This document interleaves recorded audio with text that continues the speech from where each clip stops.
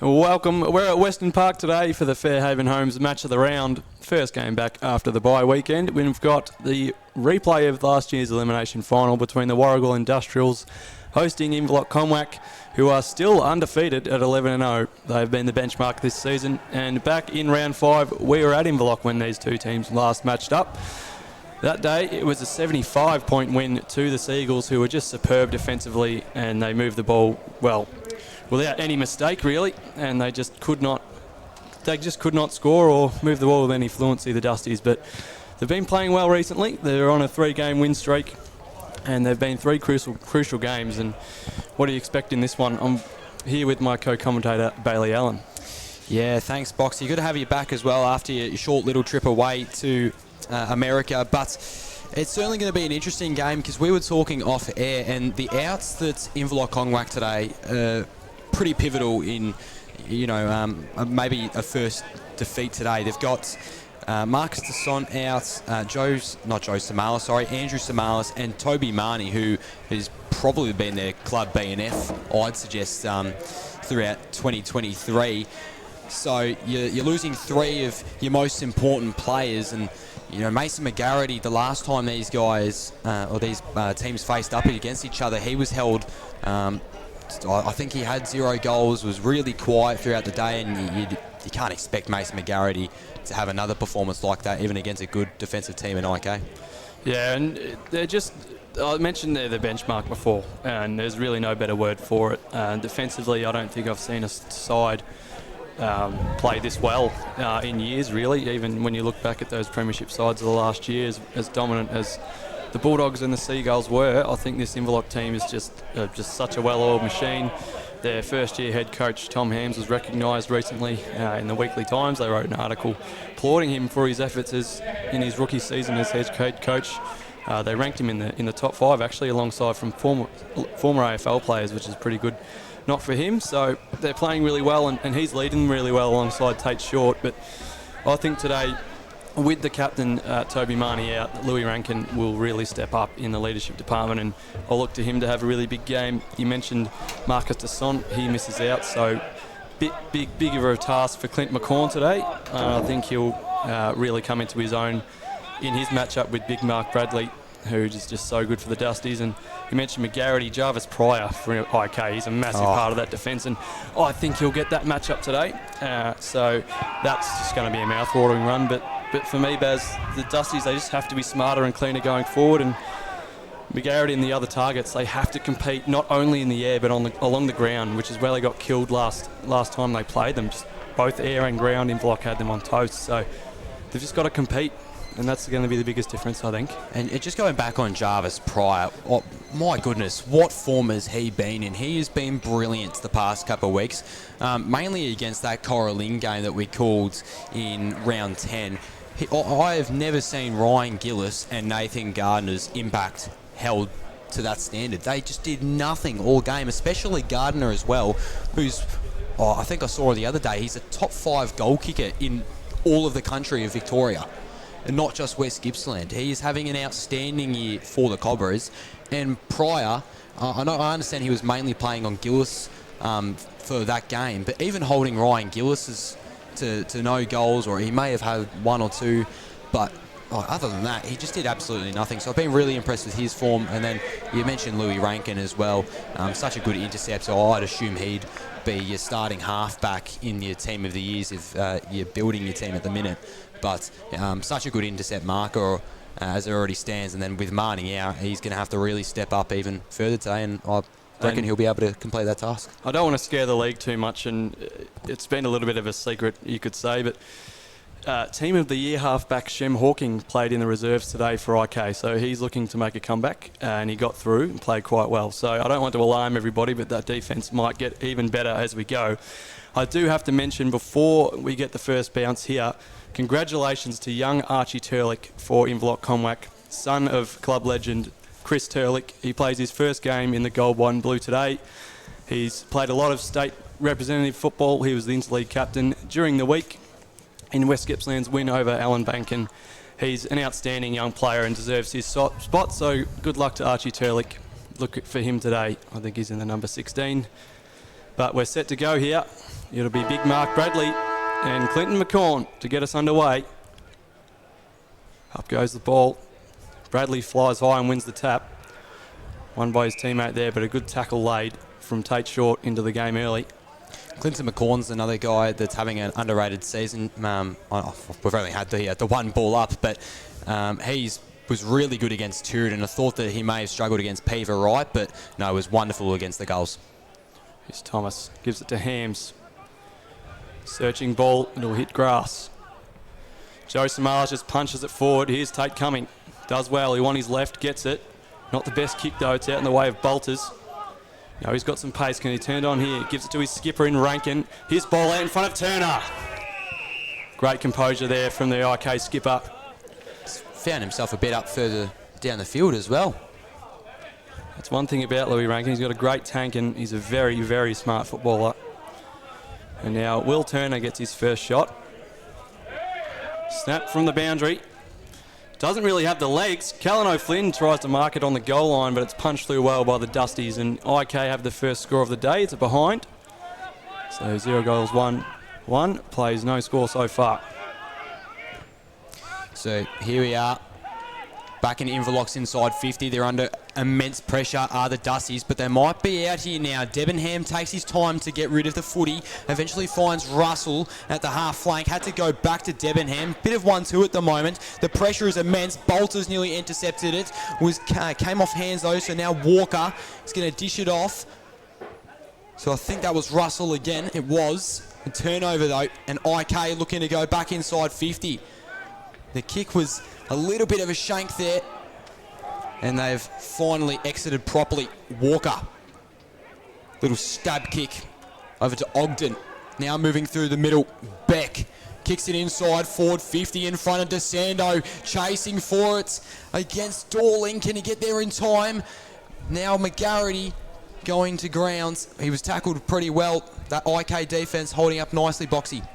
Yeah, they've done it again. Louis Rankin involved there with the head coach Tom Hams. They did well, but they've turned it over here.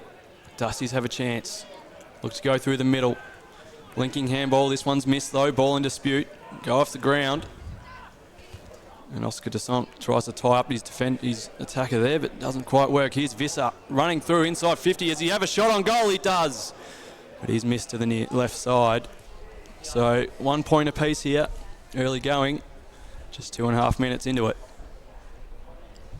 Pretty fast start. We've had some rain this morning, but it's stayed away so far. Ground holding up really well here at Western Park. Teams looking to play some fast and exciting football so far. Tate Short will kick out for IK. Eels gives the short option on the right side, but he goes to the other side instead. Up the line. Falls to the back. Marked well by Hams. Turns and goes inside. Bolters. Got a handball option over the top. Thinks better of it. Goes to Patterson.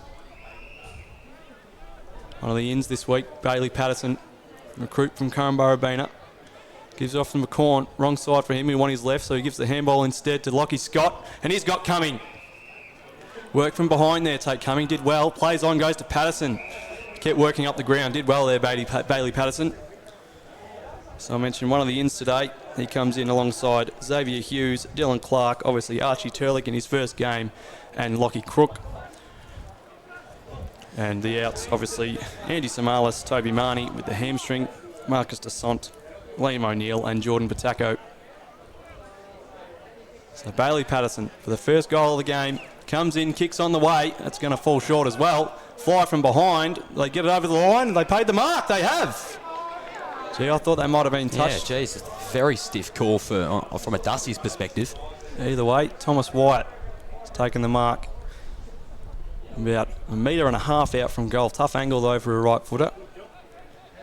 He might go the Boonana here. Sums it up. Steps inside and he puts it through, but he's missed. Tough kick there, but I expect him to make that one.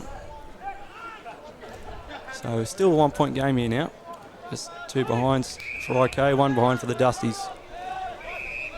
They're trying to work it out here, Bats. So DeSando with the footy. Oh, he's turned that over. That is a silly Patterson. Where is Samaras, who was run down by Beck. Great chase from Bailey Beck, who has come back into the side. Oh, sorry, no, he did play last week. But now Gibson on the wing, just assessing what's in front of him. IK setting this zone up pretty well. He's going to have to go down the line and put a high one up for some player. Oh, that might be Bradley there, or rather Staples. Handballs it off to Herbert. And once again, another turnover for the Dusties. They haven't been too clean by foot to start this one off, Boxy.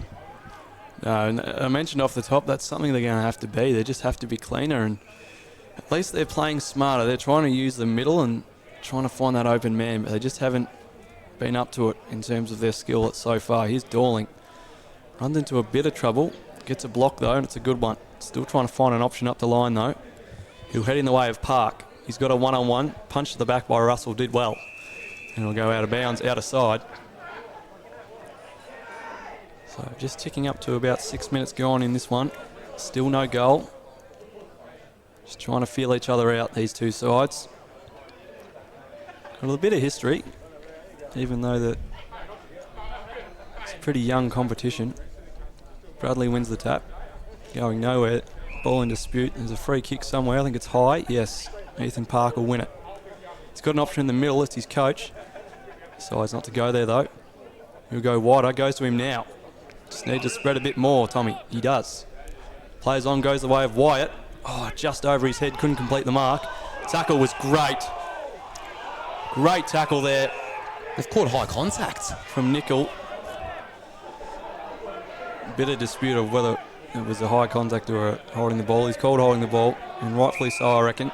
Well, there was one umpire that caught high contact, so maybe the decision was just reversed by the more senior ump. Pretty contested stuff so far. Rankin, short, smothered. So that's something they've improved on already, the Dusties. The 1%ers and their pressure's been outstanding. They lacked a lot of it in their first match-up. So it's very pleasing to see. I mentioned they've played some great football over the last couple of weeks. They trounced Dalston in their last time out. So they've hit some form and they needed it.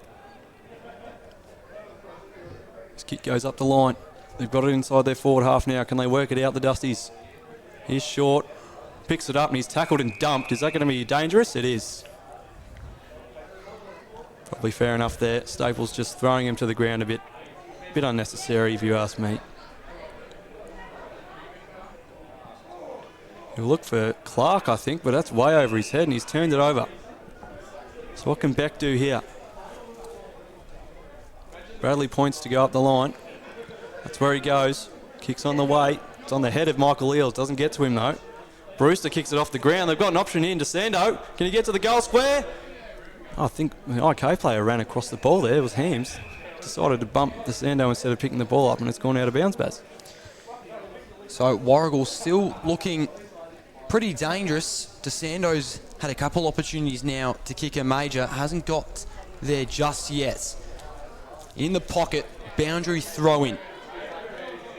It's going to be Big Kyle Staples winning the hit outs. But looks like IK is going to have possession. Patterson gave it off by hands and now moving down the wing are the Sea Eagles. Had to really work for that, Ditto Flint. Was on a 2-on-1 situation. They've still kept it somehow though, the Sea Eagles. Park, handballs across the face of goals. He was looking for bolters. Couldn't get to him in the end. Is that going to be high contact? Rightfully so. So that will be a free kick paid to Warragul Industrials. So Russell, Walker. Both those two players have had plenty of the footy down at half back. But here come IK once again. Rebounding inside 50. Uncontested mark. It was placed well into the chest of Patterson, who is really putting a year together. Of course, Boxy said before that he's come across from Currumbarabina and he's having a pretty good season. So no team have scored a goal yet. 9.5 minutes through this first quarter. Can Patterson put the first one on the board? He sure can. And his teammates get around him as well. So 0-2-8 plays 0-1-1 on your Totally Workwear scoreboard.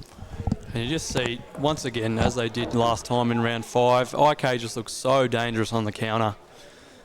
Even when they sort of muff that one up with the shoddy handball work, they still find a way to score, and they're just so dangerous over the back. And they know exactly where the ball's going to come and where to lead to. And Patterson playing really well. He's been playing off the wing and cross half forward. Does it really well. He's had a few shoulder issues in his time at the Giants, but he's healthy this year and he's playing some great footy, as Baz mentioned. So the first on the board for IK. Bradley wins the tap back in the middle. Straight to short though. He gives it to Scott. Can run and take a bounce. He's got an option over the top. Instead he goes to Clark. Puts the one mid out and grabs it. Great mark from Clark. On return. Turns and goes deep full forward. Patterson's sort of worked out of that one well. Wyatt first to it though. He's coming. He's just attacked by about 4 defenders there. Did well there, the Dusties. Trying to work their way out of this one still though. Good pressure from Cumming. Turner gives chase. They should get this one out of there. Here's Russell. Had a great start to the game. And he's got his teammate here in the back pocket. Walker for Warragul's probably had a little bit too much room to do what he wants with the footy. The connection between him and Sam Russell has been really good, and they've saved a couple goals. They sure have. Here's McCorn though. Gives it to Eels up the field at the moment. Puts in the way of Wyatt. Drops the chest mark. Probably a bit shocked he had that much space in the end. Cumming overruns it. Tries to tap it towards his teammate, and he taps it towards Wyatt and he goes out of bounds. But they're pressing here, IK. Been a good contest so far. Just over 11.5 minutes gone. Be thrown in.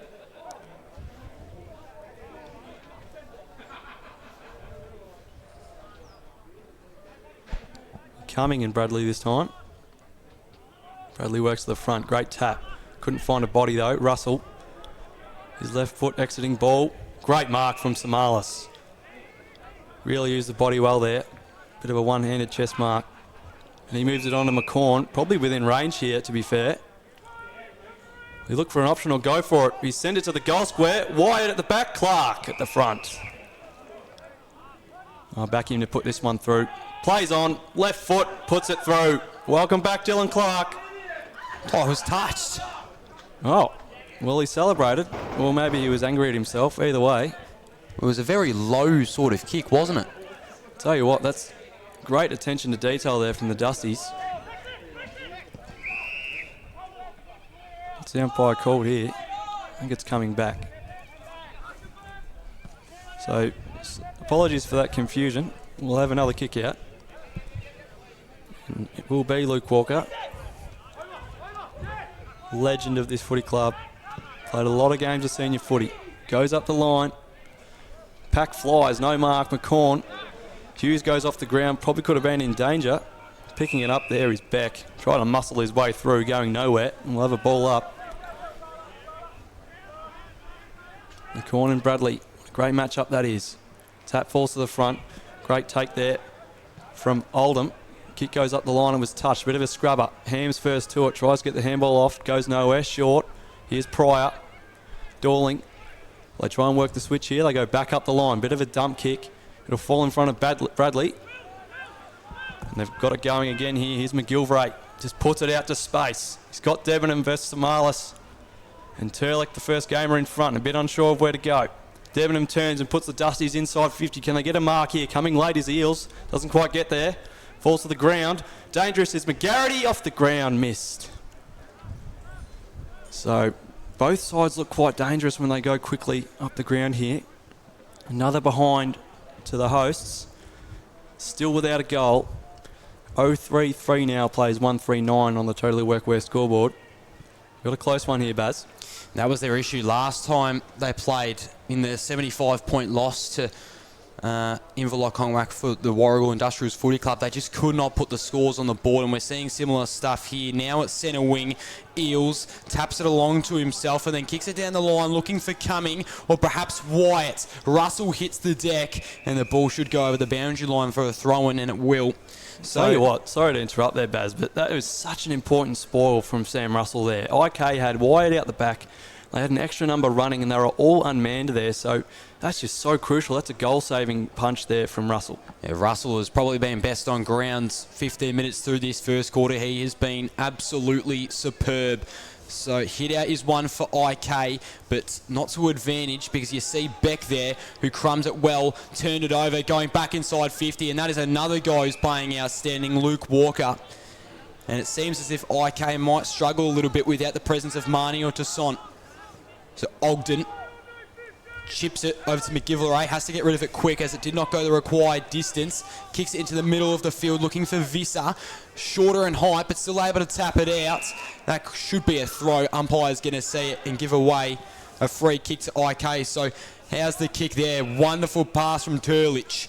And now IK moving towards goal. Here's Wyatt again. Has to go for a climb over Walker. And after a couple drop marks, Tom Wyatt has claimed his second of the day, and perhaps he'll be able to get his first goal as well.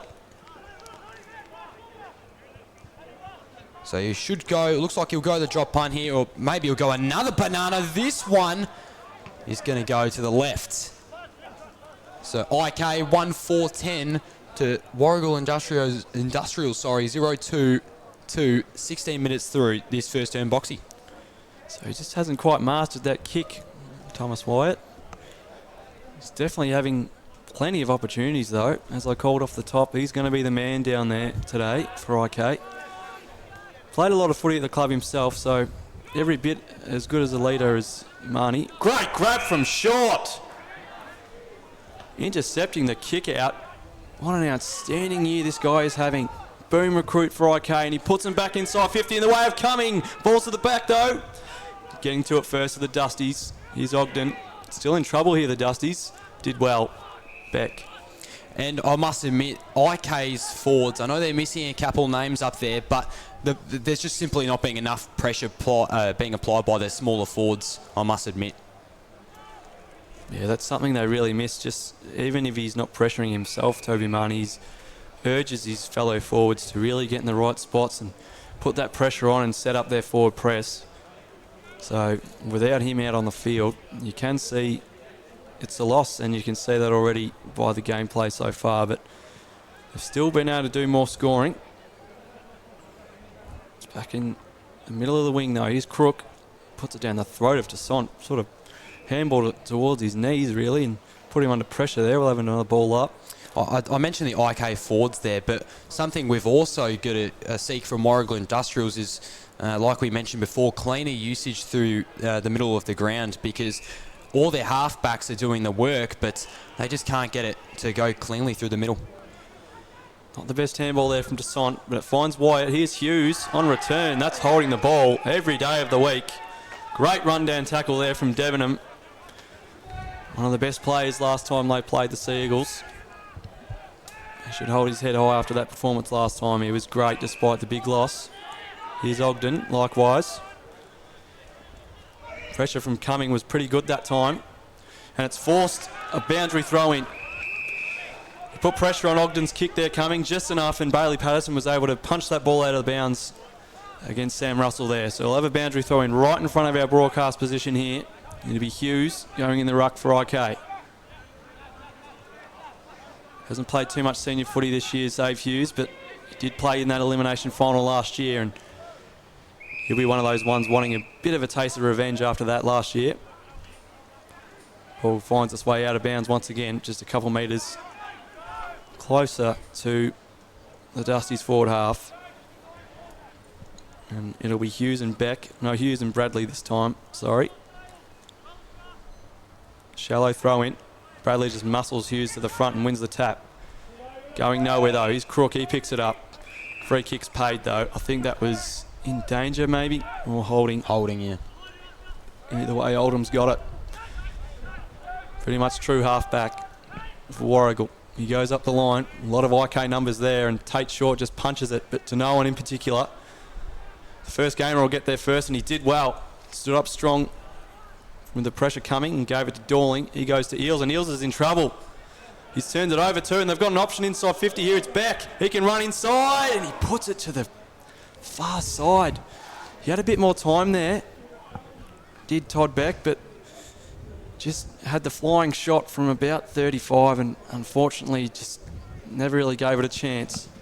You can't be Can't be missing shots like that, though, against Inverloch.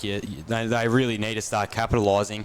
They've had 3 pretty good looks now, the Dusties, and here come IK out of full back. That was Hams.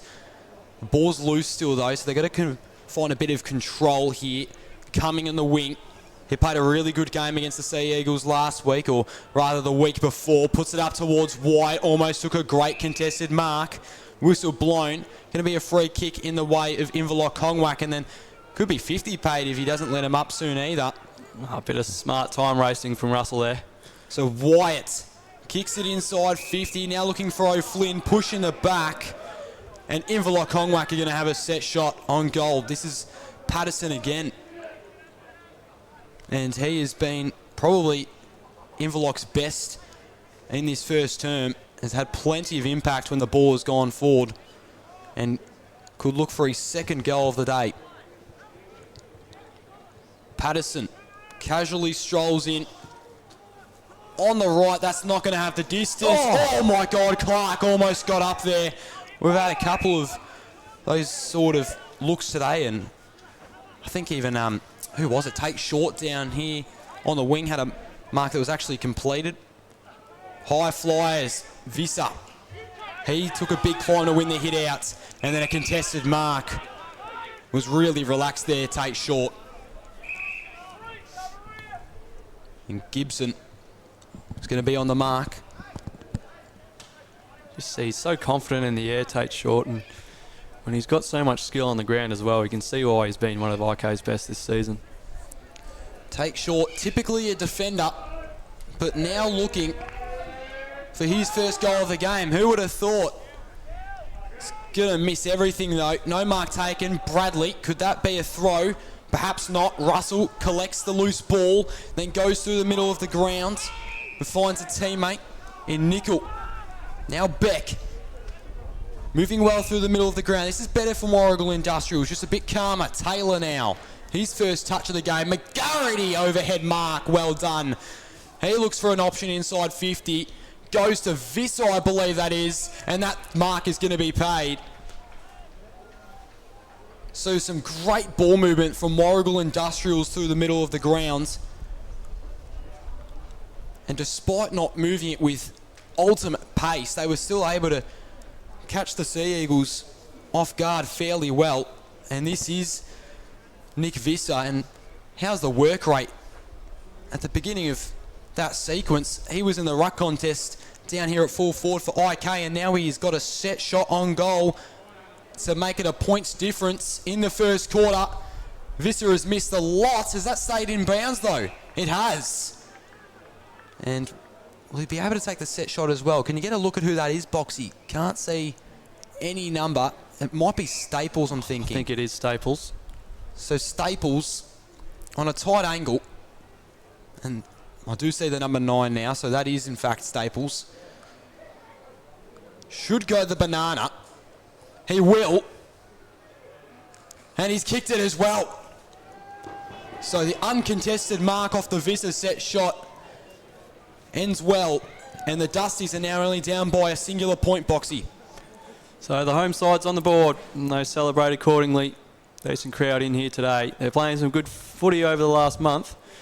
And I mentioned they had to. They were in trouble with missing the top 6 this season. They're one of those teams that they only have to make it because they thrive off momentum, and these last couple of weeks has shown that. They've defeated, obviously, Darlston, who was challenging for that top 6 as well, playing some great footy, and it showed by that play right there that the good teams can change their pace and still find options inside 50, as they have right here. This will be Taylor, and I think he's content with having the shot here. So they won the centre clearance there, and that's what I was just about to allude to.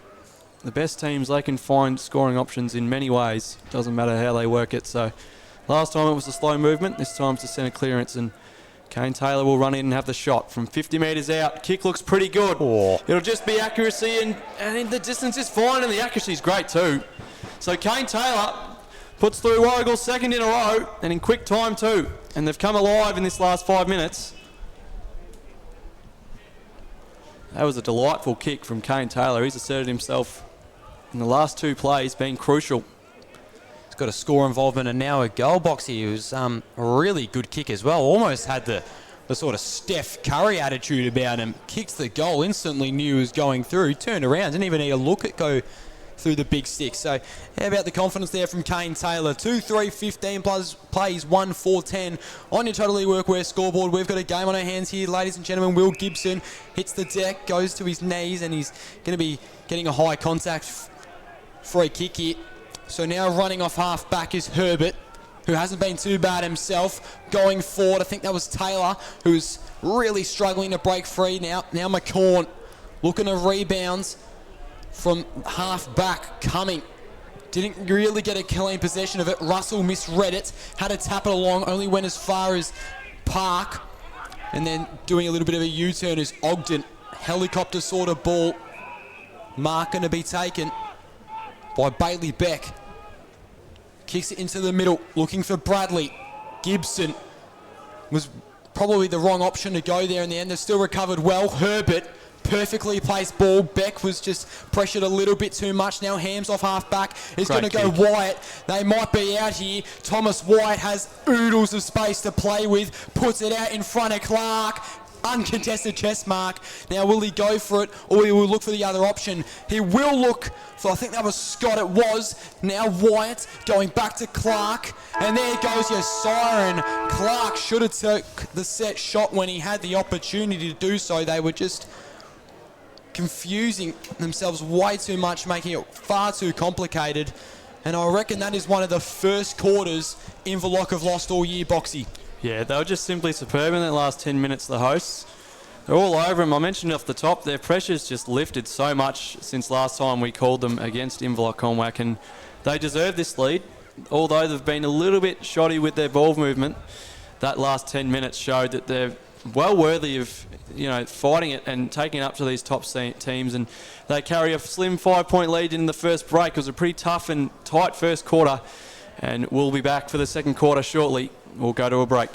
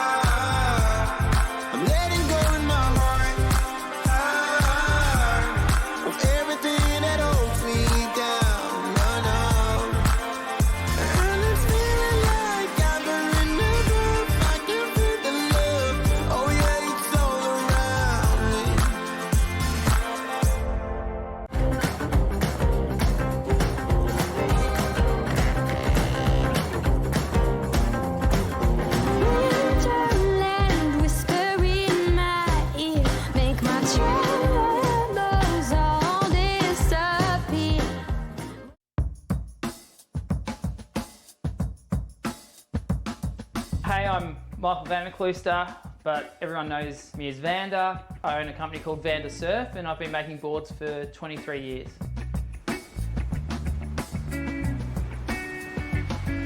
When I started, it was all hand shaping and templates off the blank, and then as CNC surfboard shaping machines came into more availability, I started designing on the laptop and designing in 3D modeling.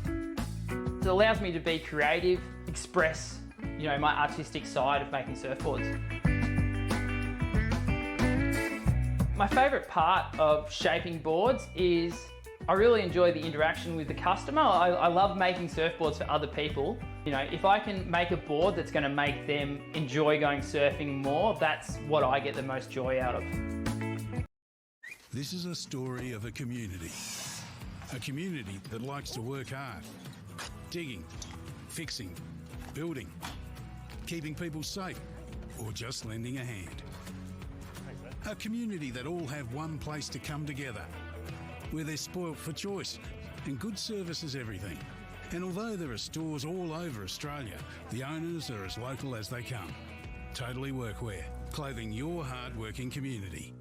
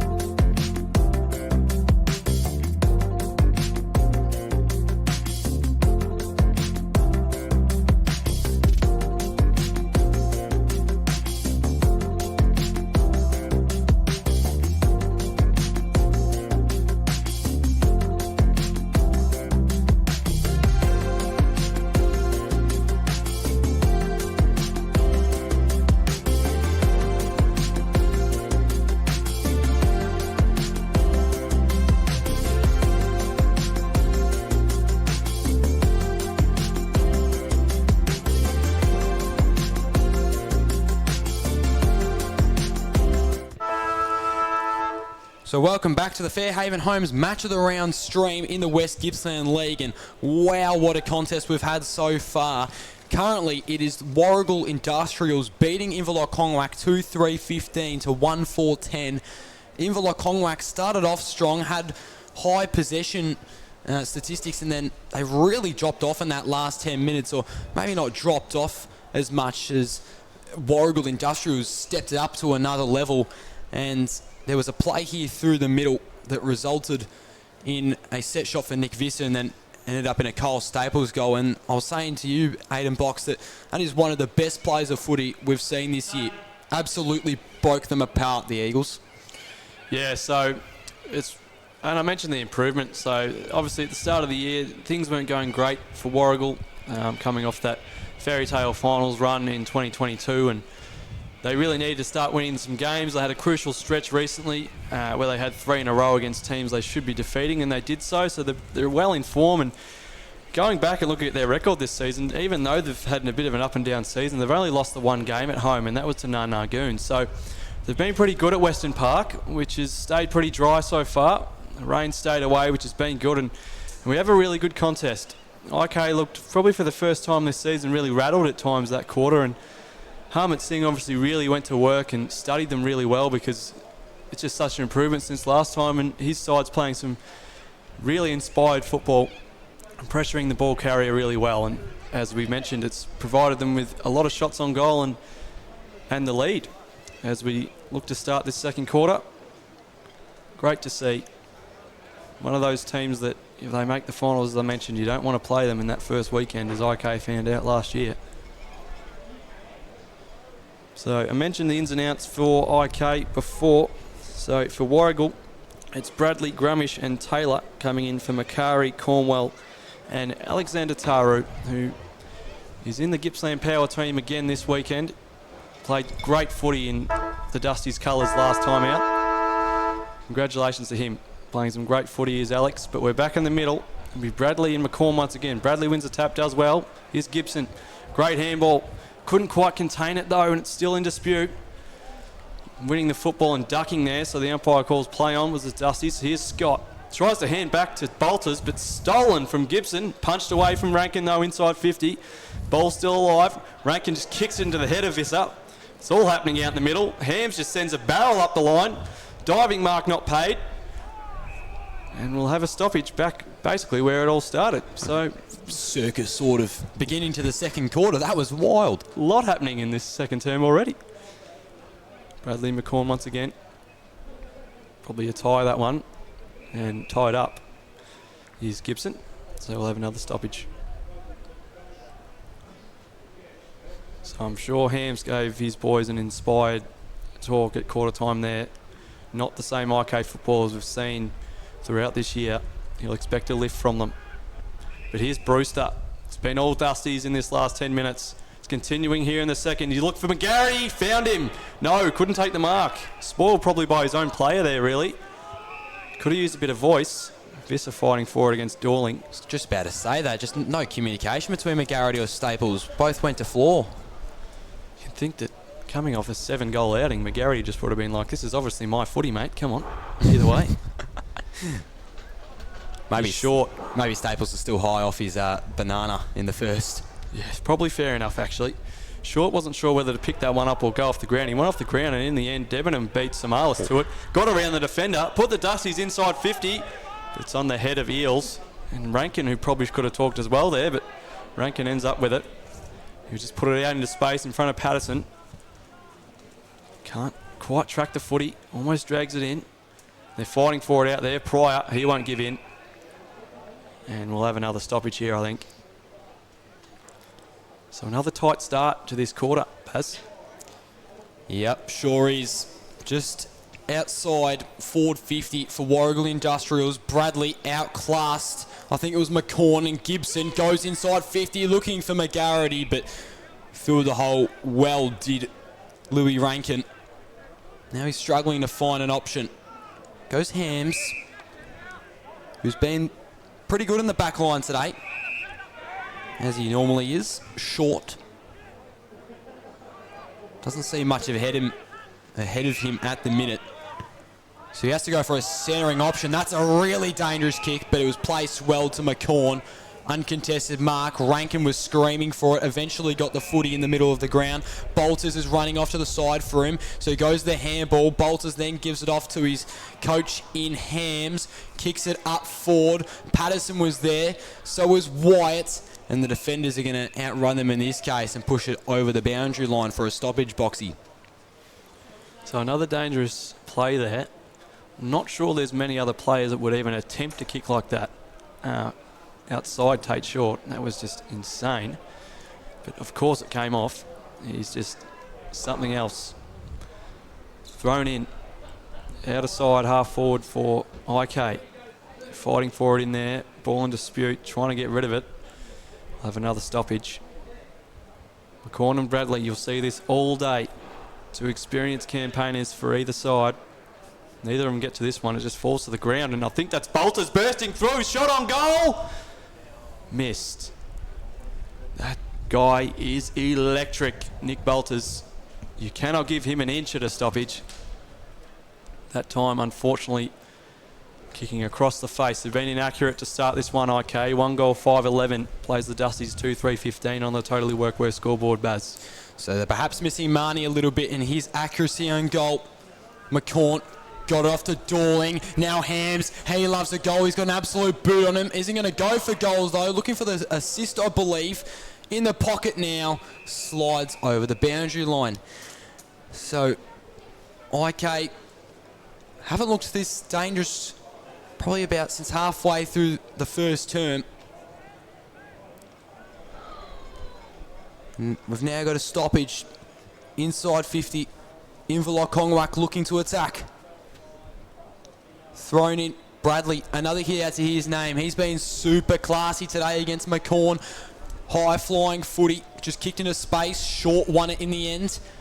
Now Dorling was tackled immediately, got it off in the nick of time though. Then Hams hit the chest of Bolters.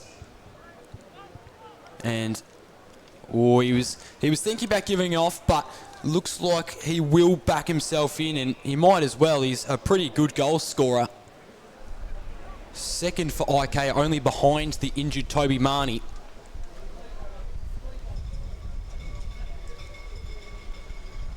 And they'd really need this goal. They need to assert their dominance again, IK.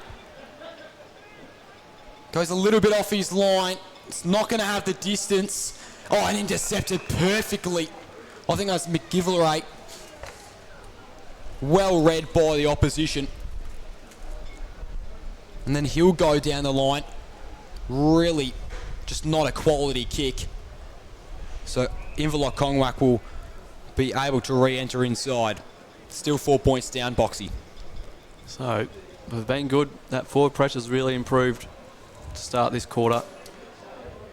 I mentioned it in the first few minutes, probably wasn't there, but now it is. The pressure's really good. They've been able to get a few repeat entries here, and that is so crucial to their game. Have another stoppage here. Thrown up. Wind's increasing. You can see the post moving at full forward there. Here's Thomas. Goes at this one. And we'll have another stoppage. So another scrappy start to this quarter, like in the first. Bit of a stalemate as the teams feel themselves out and wait for their opponents to make a mistake.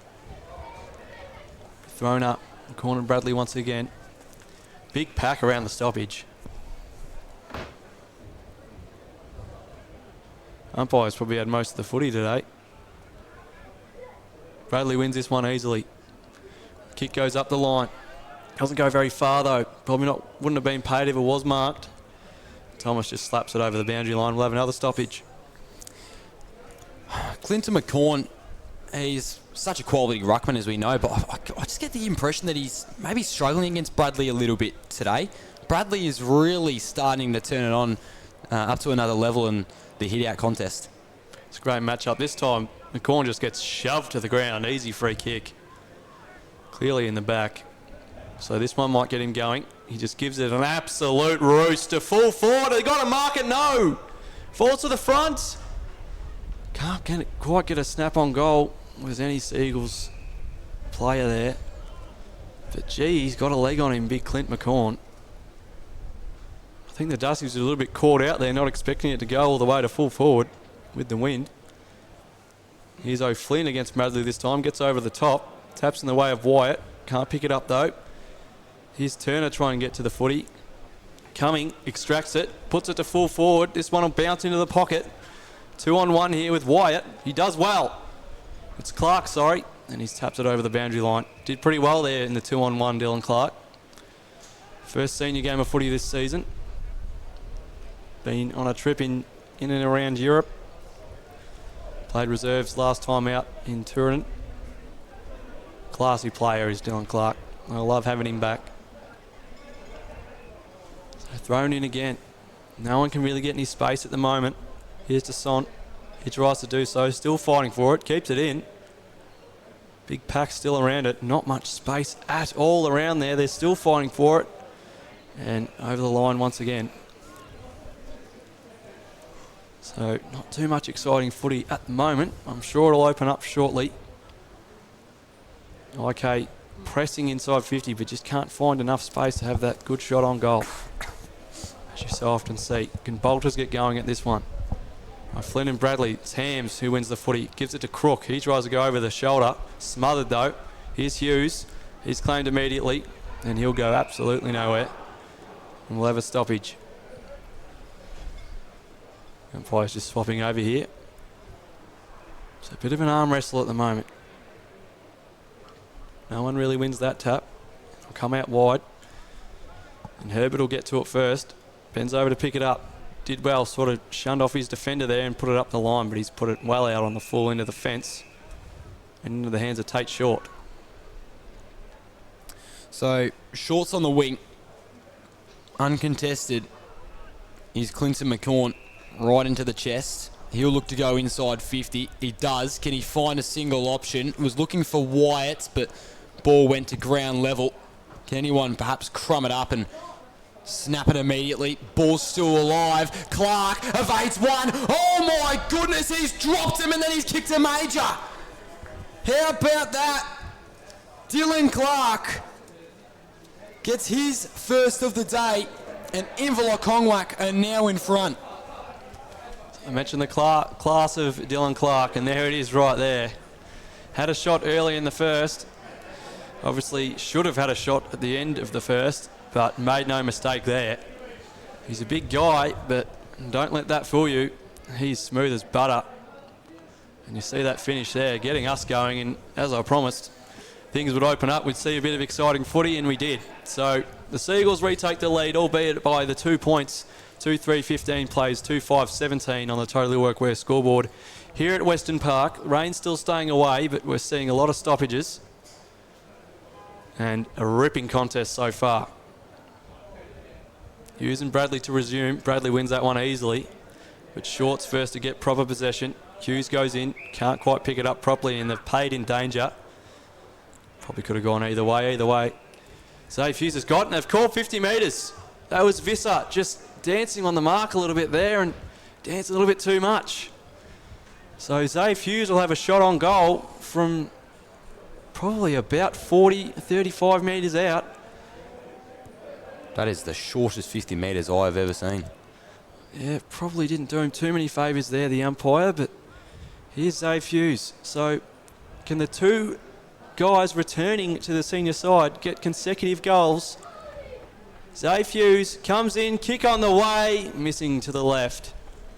Probably not the best kick of the football in front of goal, Zave Hughes. Hopefully you won't mind me saying that. Great footballer nonetheless, but couldn't find the middle of the big sticks on that occasion. Increases the lead by 1. His side lead it by 3. Bradley punches it to the back. He'll get a free kick, will he? No, goes out of bounds. Dusty's just going to pick the pressure up a bit again there. Starting to lose that those contested footy numbers again. Not putting on as much pressure in that back line. Let's see what they can do here in the midfield. Bradley easily beat Hughes. Ball's going to go at ground level. Pack piles up. Stoppage at centre wing. Opposite to our broadcast view. Bradley taps it across to no one's advantage though. And another boundary throw-in from almost the exact spot it was at before. 13 minutes through his second term. Inverloch up by 3. Dusty's, you feel as if need a little bit of a response to get their squad back and firing again. And another tackle sees us get another stoppage, Boxy. I mentioned it earlier this quarter, and I was joking, but I honestly reckon the umpires are going to have the most disposals today. Getting heaps of it, even though the conditions are quite good. There is a bit of wind about, but not seeing that open end-to-end footy we did see in the first term so far as we get another stoppage. If you want to talk about umpires getting disposals, oh my goodness, last week was just horrible conditions after half time. Absolutely bucketed down at the nest at in Turadon. So, gotta love the Gippsland winter. Not quite the same as the Hawaiian sunshine I was enjoying for the last couple of weeks, but love it nonetheless. Gotta love where you live. Here's the ball in the middle. Dusty's win that one. It was overrun by Dorling. Here's DeSando. Just snaps it over the head of his teammate there, and he did well. And they're on inside 50 here if they can get clean possession, but doing really well was the first gamer in Turlick. But his captain's thrown it. Probably a little bit stiff there if you ask me, but either way, Brewster will get the footy at true centre half forward. Doesn't have a shot, looks for an option instead, and he's put it out in the path of Tate Short. He punches it, but it goes into the head of Pryor. Here's McGarity, ever dangerous. Can't get anywhere with it though. He goes in back again, and he's tackled immediately by Pryor. He will not let him out of his sight today. And he's done pretty well so far. McGarity hasn't really been able to impact too much, has he? One of the best one-on-one defenders this competition has, Jarvis Pryor. It's tapped to McGarity, and Pryor's all over him once again. Probably be the worst day you could have if you matched up with Pryor. He's just on you at all times. Would not be my cup of tea. Just want to mention as well, I know the free kick was given away before, but Archie Turlich has really held himself in his debut game, hasn't he? He's been pretty good. He's a great, strong body for just a 15 or 16-year-old kid. Got a great future at not only this club, but probably in some bigger leagues around the place. Very talented fella. His dad obviously coaching the under-18s at IK at the moment, premiership coach in 2022. And I mentioned played plenty of games in the senior team for IK himself. Thrown back in. Xavier Hughes held on there. No, holding the ball. So just trying to claim it out of the ruck there with the Dusties, but unfortunately The umpire gave him enough time, so we thought, and Hughes has won the footy back. Coming alive this quarter.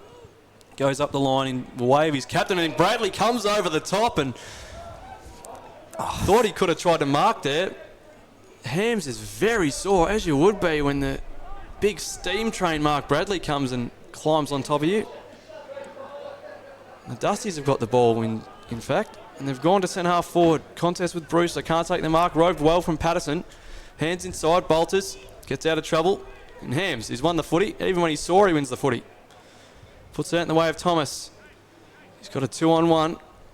Did well to not really dive on it there, and it's gone out of bounds. Really confused with what happened there, because the umpire said he pointed towards Inverloch's way, but then I'm not sure what even the free kick would have been for Warragul in the end. I didn't see anything, but would have had to have been a block on Thomas, I think.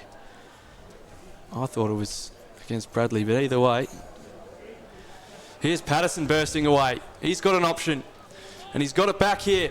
Here's Samalis, in fact, and he goes inside 50. He wasn't really ready for it there. It was Park.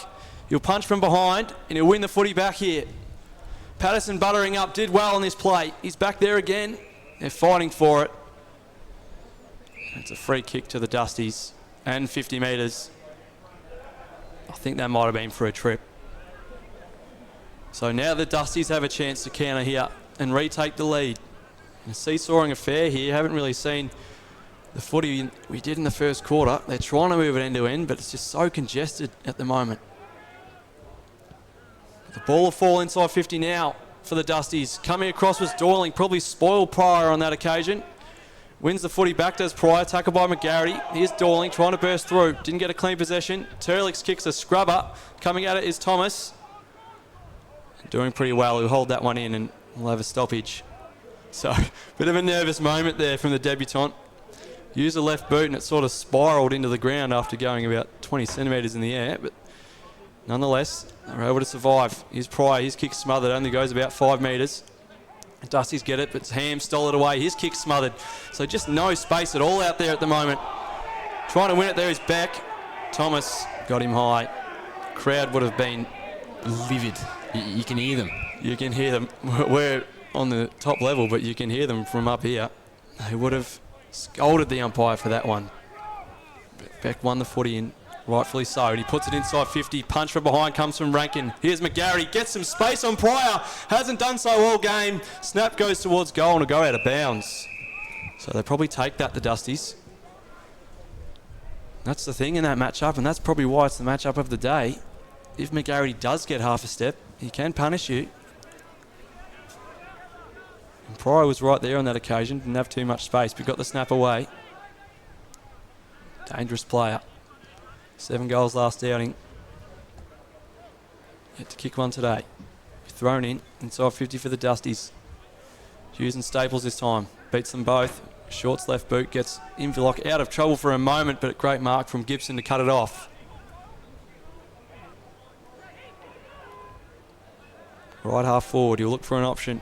This goes back to the square. Staples is down there, but soaring as Eels. Can't take the mark. Here's McGarry. Tackled by guess who? Jarvis Pryor. And we'll have a stoppage. Top of the goal square for the Dusties, Baz. So here we go. McGarity always lurking. Can Staples get to him? Perhaps not on this occasion. Visser was right in front, and they've exited well out here, the Eagles. So it's going to be to Sont putting it into space. Wyatt really good in putting in a good chase. So is Patterson. But now Walker's got a bit of time to collect the footy. We're still under pressure though. Russell, bit of a don't argue. He's playing a really good game today. Stellar performance. But turnover for Industrials, and now moving through the middle. O'Flynn turns on the Jets, has really kicked it to no one. Is sort of hoping White can get there in time. But the one positive of that kick is it has gone out of bounds, and they're now going to have a stoppage deep in the pocket. So they recovered really well after what seems like it was going to be a certain Warragul goal, because they'd gone a couple of repeat inside 50 entries. They got really close to sneaking a couple over the goal line, but have a look at that. Blink of the eye, and now Inverloch Kongwak are inside 50, and they still hold a 3-point lead. So thrown in. Ball just spits out into the atmosphere. Goes over the line, beats Beck.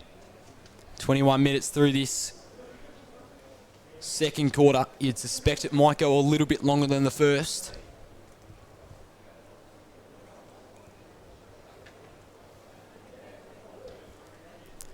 Ready to resume play once again.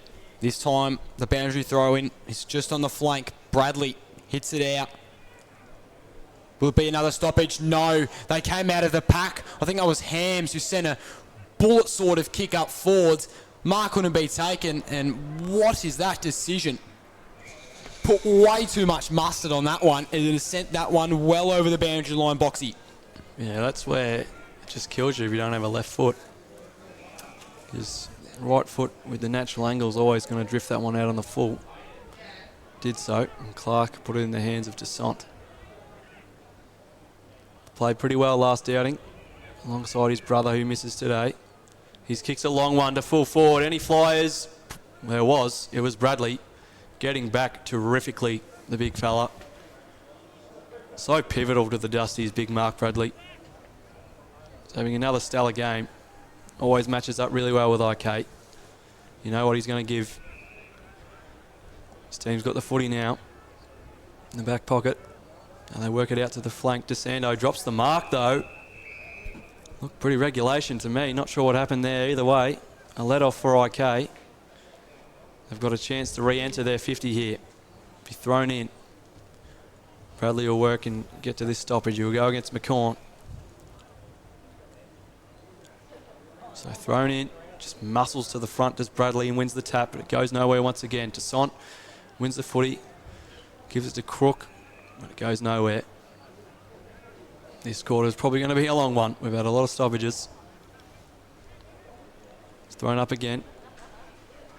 Punched down by Bradley. So many bodies around the footy. But they extract it, do the Dusties, and now they've got heaps of space. They've got an absolute paddock. One bounce and two. The third bounce. Short can't get to him. Take another bounce, he does. Puts him inside 50. He's got an option too. Taylor. Great run by Herbert. Probably gone under the radar in this first half. Soaring off half-back. A terrific run. And an even better mark there from Kane Taylor as well. Herbert, what a great run through the middle. Probably just placed it to Taylor though. Maybe could have put it out in front of him, but great overhead mark nonetheless. So to cap off another outstanding play for the home side. Taylor's kick's on the way, and it is true. The Dusties retake the lead. So that lead is 2 points. And another end-to-end beauty from the Warragul Industrials.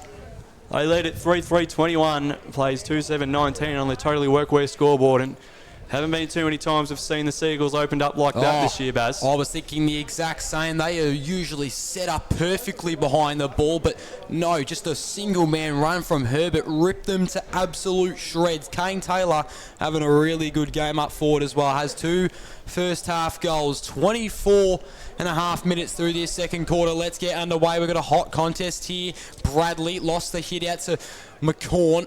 Now ball's just going to sit under a couple of players. Umpire's going to say give it right back now. 3-3-21 plays 2-7-19. You can argue that if Inverloch were perhaps a bit more accurate, the scoreline could have looked much different. Descent dragged into the grass. Ball up. Here we go again.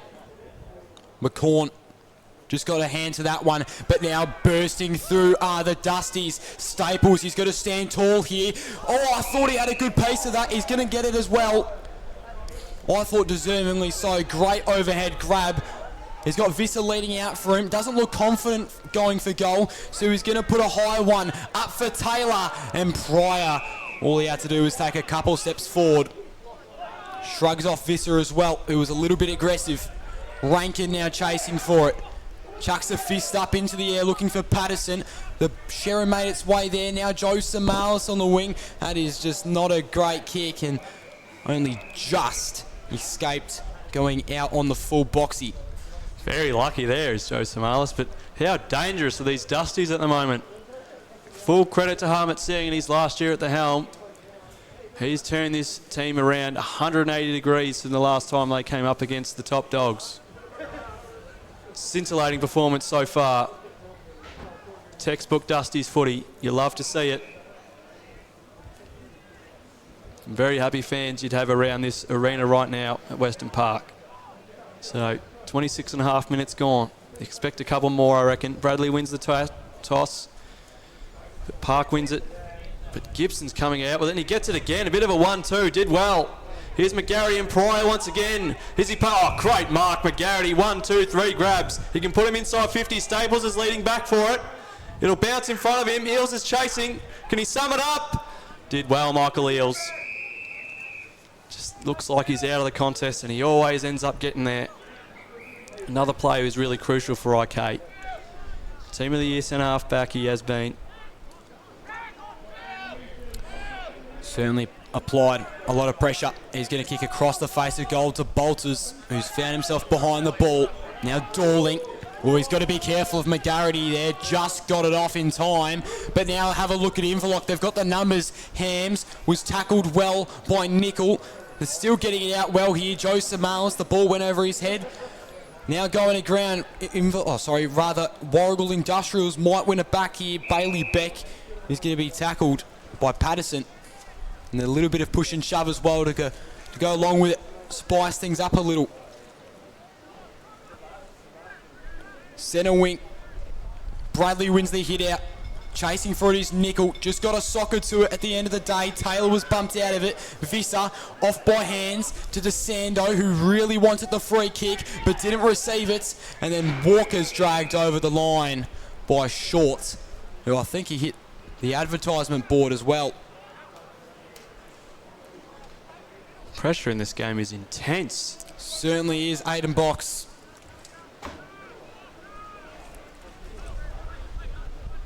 Thrown in. McCorn wins his tap, puts it down the throat of Scott, but he can't go anywhere with the footy. Short just shrugging off his defender. Gives it to his skipper, but he's turned it over. Visser puts the Dusties inside 50 once again. Will it bounce from McGarity? No.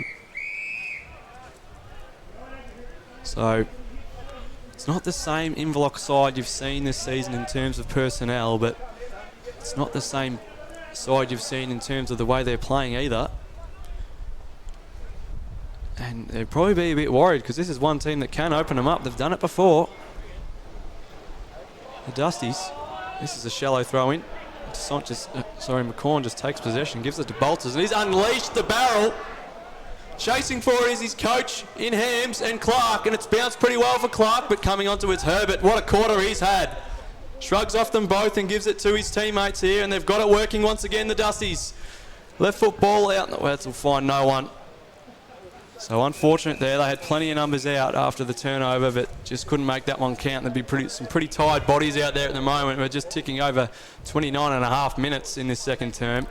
Especially number 58 for Warragul Industrials, Matthew Herbert. He has been just sublime, especially in this second quarter. Had a really good start in that first term as well, in fact. Going to be thrown back in. Ball should go to ground, or maybe IK can get it out. Still pretty dangerous position here. Taylor was looking for Visser. Got it out to another teammate who re-enters inside 50. Eels, Rankin, he's punched it out in front of him. McGarry took a couple spins. That's got to be holding the ball. It is. Spun around in about 3 different circles before being tackled. And then Eels and McGarry getting stuck into each other a little. Eels is going to get the free kick. As suspected, now ticked over 30 minutes in this second quarter. Certainly been one of the longer ones of the year. Eels down onto the wing. Uncontested mark. It's pretty easy. Re-entering. Look at Staples.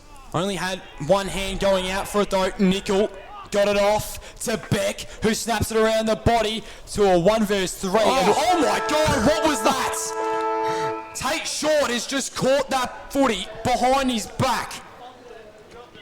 And he's saved a goal as well, along with his teammates in Jarvis Pryor.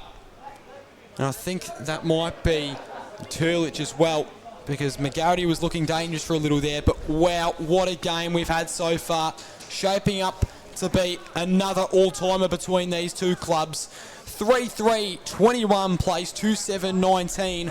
We're going to take a short break going into halftime, but do not leave us here at Western Park as we've had a great contest. Big second half coming up for these two proud clubs.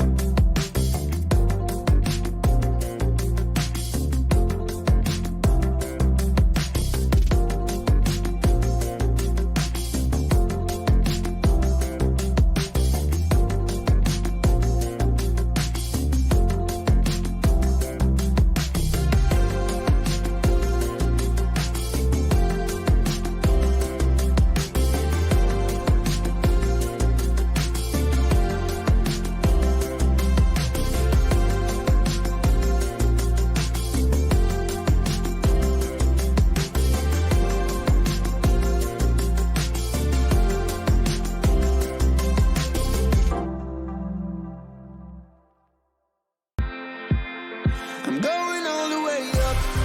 Ah, I'm going all the way up.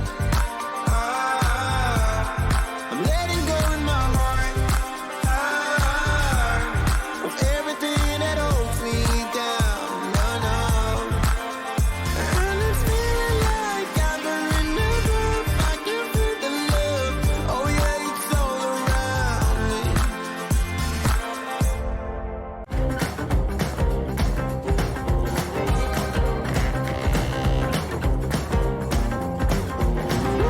Wonderland, whisper in my ear, make my troubles all disappear.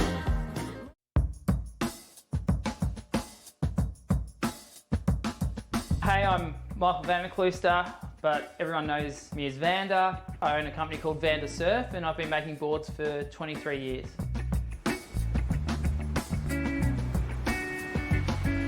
When I started, it was all hand shaping and templates off the blank, and then as CNC surfboard shaping machines came into more availability, I started designing on the laptop and designing in 3D modeling. It allows me to be creative, express, my artistic side of making surfboards. My favourite part of shaping boards is I really enjoy the interaction with the customer. I love making surfboards for other people. If I can make a board that's going to make them enjoy going surfing more, that's what I get the most joy out of. This is a story of a community that likes to work hard, digging, fixing, building, keeping people safe, or just lending a hand. A community that all have one place to come together, where they're spoilt for choice and good service is everything. And although there are stores all over Australia, the owners are as local as they come. Totally Workwear, clothing your hard-working community.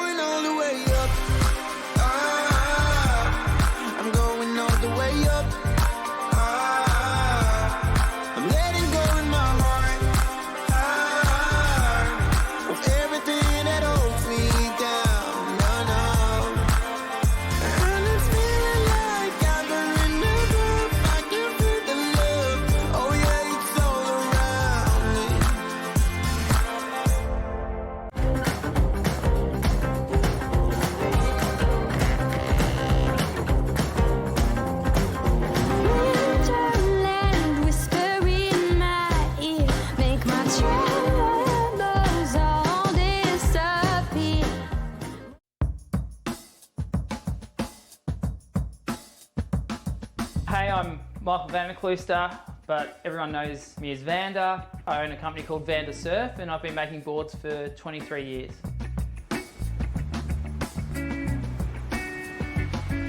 When I started, it was all hand shaping and templates off the blank, and then as CNC surfboard shaping machines came into more availability, I started designing on the laptop and designing in 3D modeling.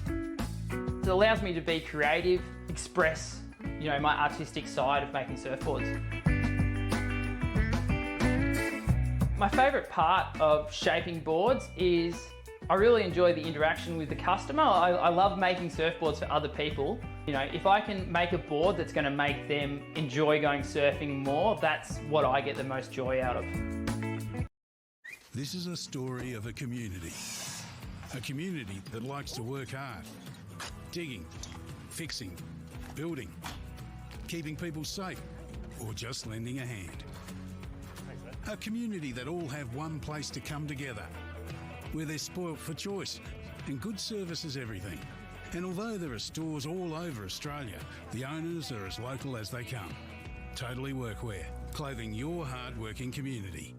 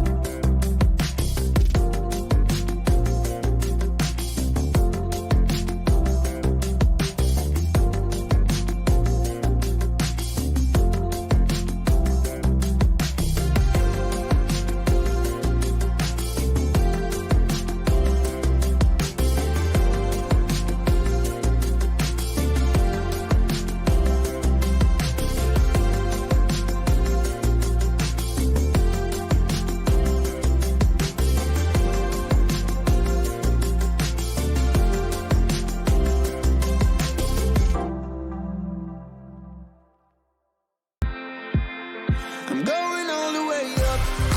Ah, I'm going all the way up. Ah, I'm letting go in my heart.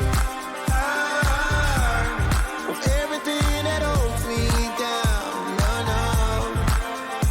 And it's feeling like I'm in the groove. I can feel the love. Oh yeah, it's all around me.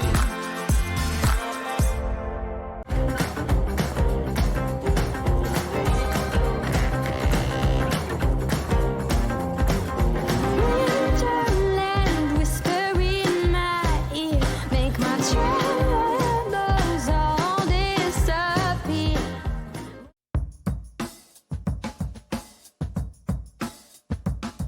Hey, I'm Michael Vanderklooster, but everyone knows me as Vander. I own a company called Vander Surf, and I've been making boards for 23 years.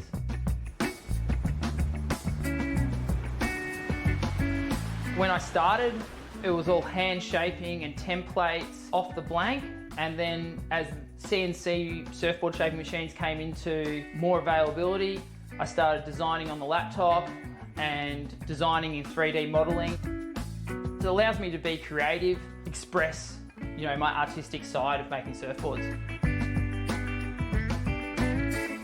My favourite part of shaping boards is I really enjoy the interaction with the customer. I love making surfboards for other people. If I can make a board that's going to make them enjoy going surfing more, that's what I get the most joy out of. This is a story of a community that likes to work hard, digging, fixing, building, keeping people safe, or just lending a hand. A community that all have one place to come together, where they're spoilt for choice and good service is everything. And although there are stores all over Australia, the owners are as local as they come. Totally Workwear, clothing your hard-working community.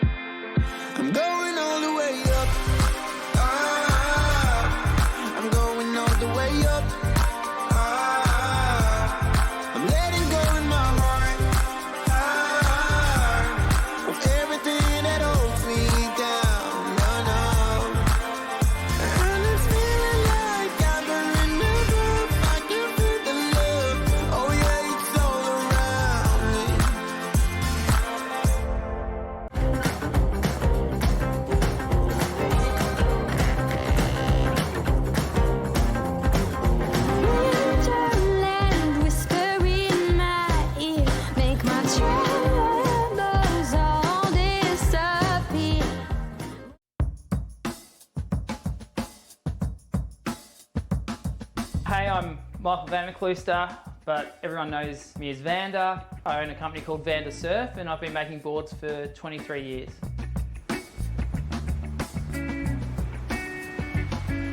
When I started, it was all hand shaping and templates off the blank, and then as CNC surfboard shaping machines came into more availability, I started designing on the laptop and designing in 3D modeling.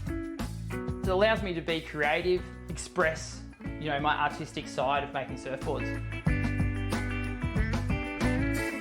My favourite part of shaping boards is I really enjoy the interaction with the customer. I love making surfboards for other people. If I can make a board that's going to make them enjoy going surfing more, that's what I get the most joy out of. This is a story of a community that likes to work hard, digging, fixing, building, keeping people safe, or just lending a hand. A community that all have one place to come together, where they're spoilt for choice and good service is everything. And although there are stores all over Australia, the owners are as local as they come. Totally Workwear, clothing your hard-working community.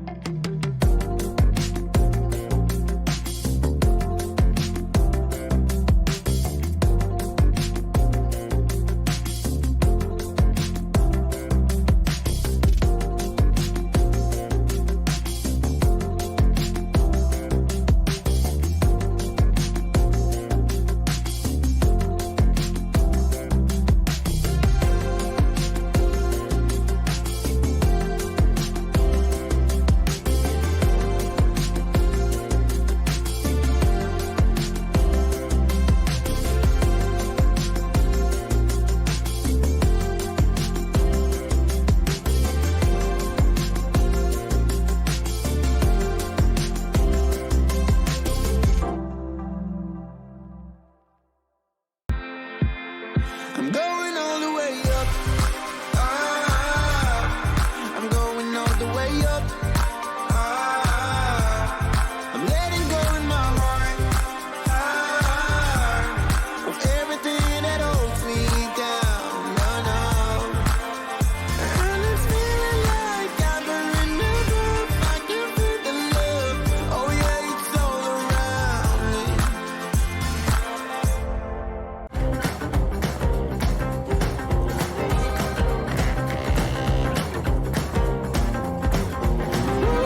Winterland, whisper in my ear, make my troubles all disappear.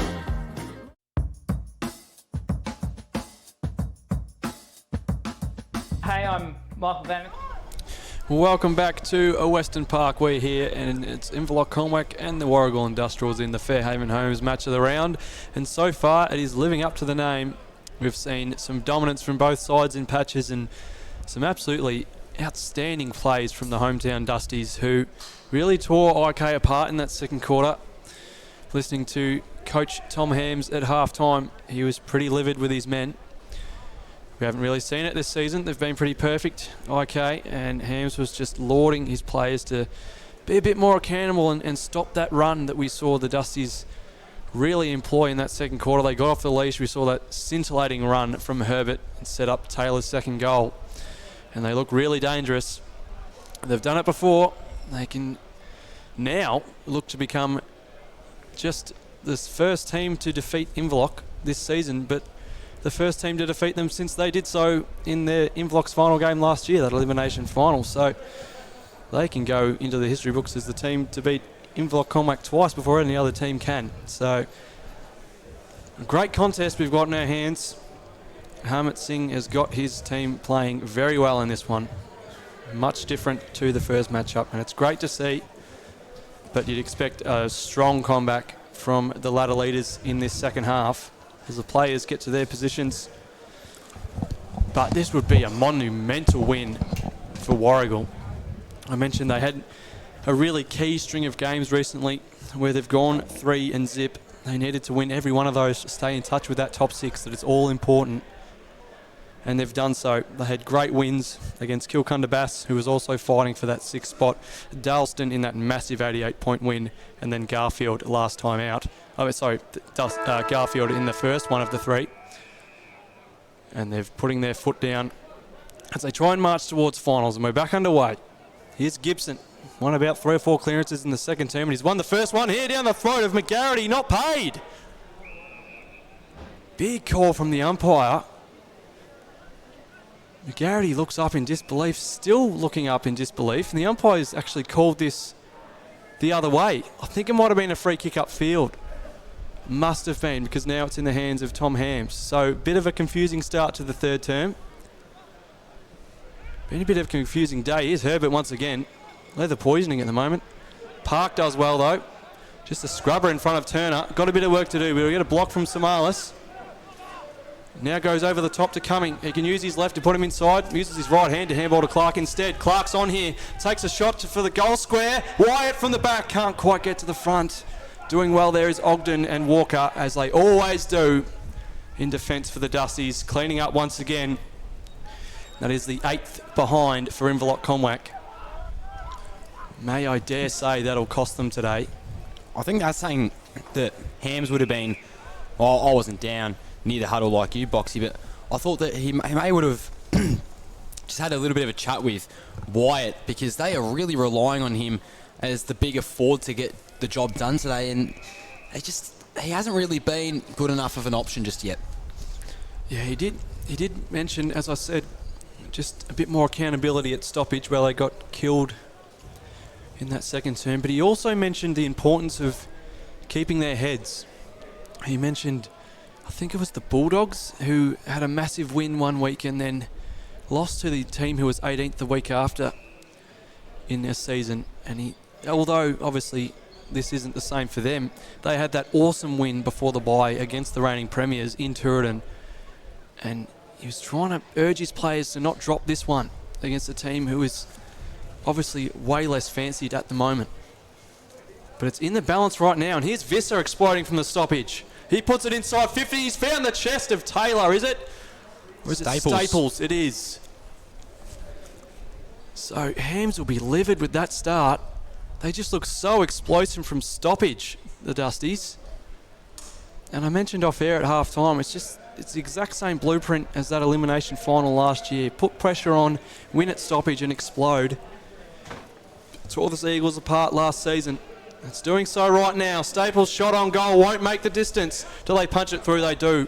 Clutch work from the goal line defenders there for IK. And the Dusties pull their lead ahead by another point. It's 3-4-22, playing 2-8-20. Home side leading by just the 2 points.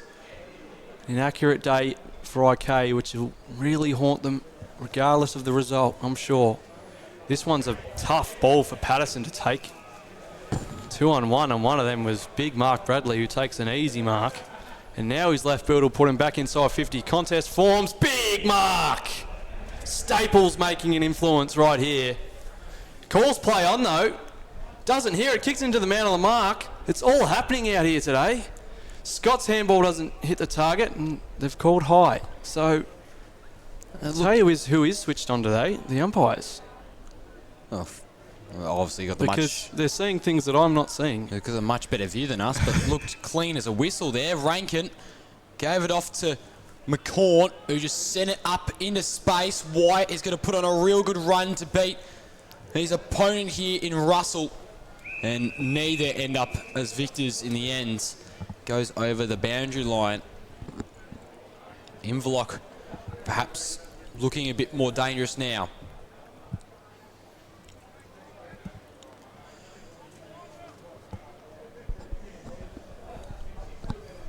Here we go. Thrown in. Bradley took it clean out of the ruck. Sent it up forward really to anywhere. Debenham just misread and misjudged where the handball was going. So now IK have an opportunity. Bolters only just got it off to a teammates. Now Short goes directly to Cumming, who couldn't take the chest mark. Really thought he was a good chance there. Hams tackled instantaneously. Ball still on the ground. Who can crumb it here? Beck going with it at the left, but now they've come out here, the Sea Eagles. Here's Clark, one-on-one, beat out Ogden. Has that gone through? It has. 6 points, and IK are now in front. Seesawing affair here at Western Park. So it's just the same guys getting it done at the moment. Dylan Clark gets his second. Another nice snap-on goal. He's just so composed. And at that size, it's very hard to beat one-on-one. He's got his second. The Seagulls regain the lead, as you mentioned. And I just want to highlight again, I don't want to be, pumping his tyres up too much, but just the composure of young Archie Turlick in the middle of the ground there. He was confronted, and just that composure to have a look and get that handball wide to Tate Short, who was able to get the ball inside 50, was crucial to that play, and they did well enough in the end, and Clark got on the end of it. So the Seagulls get a much-needed reply. Back in the middle, Bradley taps it in front. I think that's holding on. It is pretty clear there. Brewster will get the footy. They flood back. Got a runner in Walker, doesn't use him. Decides to just bang it inside 50 instead. Packed forms, McGarrity's there. Can't quite get to the front though. Here's Desant. He just slaps it onto the wing, and again, they've got a chance to get out the back here. Bolter's beaten to it by McGilvray. And will go out of bounds. You don't see that too often. I think Bolters knew it was going to go out of bounds because he doesn't get outrun very often, I'll tell you that. But McGilvray's a classy defender. Impressed me in the two matchups I've seen him play against IK in recent times. We'll have another stoppage. This game has definitely come alive. Third quarter action. Here's Desant breaking away from the stoppage. Clark will have a one-on-one once again. Comes to the front, Patterson. Couple juggles, gets the handball off to Cumming. He juggles it. Here's Desant once again, tries to step through, holding the ball. Great tackle from Gibson. Boy, has he been good inside today. Certainly having a presence. Gibson directing his players to move across. Walker. It's been real good this game. Then McGivleray. Looking for an uncontested option. He's not going to find any, so he'll just chuck a bomb down the wing. Bradley almost took it. Pushing the back, yes, correct call there from the umpire. Fair enough. And Warragul going to keep on playing slow. Gibson. Goes inside 50, Brewster spun around, then kicked a dribbler on the left that was intercepted and read well by a Sea Eagles defender, who then just chucks it right into the guts of the field. Free kick paid. It's going to be for a sling tackle, I think. McGivleray, really wasteful there. Kicked it right to Hams at centre half back. What can he manoeuvre? The leader of this club. Looks for Thomas on the wing. And the ball just went a little bit over either player's head. And we're going to have a stoppage at centre wing, Aiden box. So McCorn and Bradley once again, as they have and will do all afternoon long. And this game has really turned into a stoppage contest, and whoever wins it is winning a lot of the inside 50s at the moment. Here's Beck, his left foot up the line, ball finds Short. He's in a one-on-one, he's being held. We'll get the free kick and they call advantage. Here's Thomas. His ball up the line is out of bounds on the full. So not the best advantage there for IK. And the Dusties are playing immediately. Walker. He's got his mate Russell for company. Decides better than the switch and goes up the line instead. A couple players under this. McCorno underran it, but he picks up the footy anyway. Finds an option in Short. Bumps off the defender. Gives it back to Hughes. His kick up the line. Contest, Thomas. Can he get his own crumb? No. Have another Bandry throw in. Centre wing out of side. As we tick towards 10 minutes gone already in this third quarter. May have another long one on our hands here. We've had a couple stoppages to start us off. Have some very tired bodies after this one either way. Thrown in again, same to Ruckman. Bradley wins the tap over the top of McCorn this time. Falls to the front, Herbert tracks it over the boundary line. So, I just have not seen that same ball movement that characterises IK today. Just a lot of dump kicks out of defensive 50, and you just don't see that. And that's the pressure that the Dusties are bringing. And if they can do it to the ladder leaders, they can do it to anybody. So they're proving to be dangerous in this back half of the season. 7 games to go. They're trying to book their spot in the finals. Corner Bradley once again. This time Bradley just grabs the thing and pumps it up the line. Short. Boy, is he been good. If they didn't have him today, they'd be in big trouble, okay. He's another brave kick too. He's put it in the front of his coach. Can't take the mark. Pressure from behind. They're fighting for it in the middle, and there's a free kick somewhere. Umpire Brian Lansdowne is trying to take control of the situation. Does so. Kyron Dorling will have the ball. Right in the middle of Western Park. He'll just put it high inside 50. Bradley is directly under it. Flying well though was Callan O'Flynn. Coming hard is Clark. Wyatt can't take it cleanly, and Beck mops up. Puts it up the line, and guess who? Tate short. Takes intercept, grab another one. Not paid though. McGarity pressures him, so he goes up the line to Sant. Right on the paint of 50. A lot of Dusty's numbers inside 50. He may have to have a shot here. I don't see any clear option. They've put nearly every single player in there. Gives the hands to Short. Running inside 50. Goes the snap. Bolters over the head. Wasn't really expecting that one. This great tackle laid by Patterson. Shot on goal from Bolters, and he's got it. And they love that one. And I'll tell you why. Tom Hams wasn't quite a spray at halftime, but he was so disappointed in his men's tackling in that second quarter. And right there, that tackle laid by Bailey Patterson, no free kick, but spilled the ball out in a crucial spot, and Nick Bolters was able to put it through. So they'll be so happy with that, because it was quite embarrassing, their tackling efforts in the second quarter. So to get a goal out of one, you mentioned it in the first quarter, Baz, they need that forward pressure, and they got it there.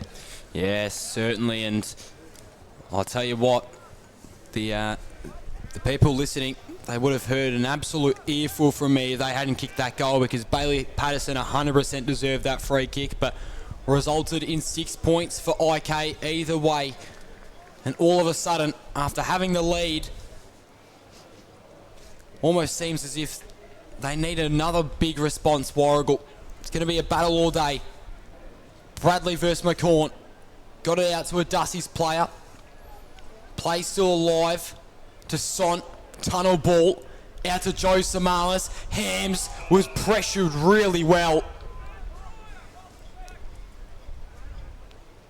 That could have been goal saving as well, because Hams has got an absolute boot on him. He can kick the thing really far. So good work from Gibson. Bradley hitting it towards defensive 50. Ball goes out into open space. Beck putting it through hands. McGivler out onto the wing. Bailey Beck composed. Leaps up into the air and takes a clean mark. Sends it down the line. Turns it over, and it's been a couple of those poor kicks from Warragul, and they're going to actually send it back. Maybe a free kick behind the ball, because now IK have it. Once again, McGivler, well read, intercepted it to a T. Walker now had to evade. Turner still struggling to get free. McGivler, he's got to get past him. Oh no, this is real dangerous. He's coming. Turn one way and then dish it off by hand. Bolters, he's dangerous from inside the boot. Misses. Tell you what though, there's that forward pressure again. It's lifted. And I mentioned that forward pressure for IK is so crucial. And Sam Russell has got rid of the ball and been collected by Bolters there, and Herbert gives him a bit of afters. That'll be downfield the way of Beck. He'll go inside now, still going on right in front of our crowd here, in front of the locker rooms. Clark gets involved. Just mates standing up for mates there, nothing doing. Ball goes just outside 50 for the Dusties, and we'll have another stoppage. Clark still having a chat to Herbert and Russell. Crowd came alive there. Can the Dusties get a goal to make them come alive even more? Ball's extracted from the stoppage. Here's Herbert. Had a lot of a chat there, and now he's involved in the play. Moves it on. The Dusties still have it. Here's Visser. Tries to shrug off Oscar de Son, and that will not work that time. Nick Visser caught holding the ball. Great chase from Oscar de Son. Stopped a certain inside 50 there. He'll go up the line. Pack forms. They spoil each other, unfortunately. Bit of a throw that time, but a ball bobbles out. Here's Herbert. Dissing and darting around. Now goes inside the centre square. Big contest here. Gibson's off the leash. Runs. Puts him inside 50. He's got a man. Way open there. I think it's Taylor. Brewster. So Shane Brewster will have the shot. Looks pretty confident. They need this one. Just to wrestle a bit of that momentum back. Stop an IK run that you know would come and really be important. The kick's on the way. It's not going to make the distance. It's going to fall short. Great mark. Outstretched hands. And this chance should be relatively easy for Staples. And he's been big up forward today in the marking contest. And this would be his second of the day, I believe. So, third mark inside 50 this quarter for Staples. Comes in from about 15 metres out. No troubles there at all. The Dusties get one back. Great play there. Again, getting involved was Herbert and Gibson, who've had their fingerprints all over this one. This game's still well alive. Dusties cut the deficit back to just 5. It's 4-4-28 to 4-9-33 on your Totally Workwear scoreboard. Dusties refusing to go away, Baz. No, they are just the absolute pests of the Inverloch Footy Club. They cannot shake him off. And despite the low-scoring affair, it's been one of the more entertaining contests we've covered this year.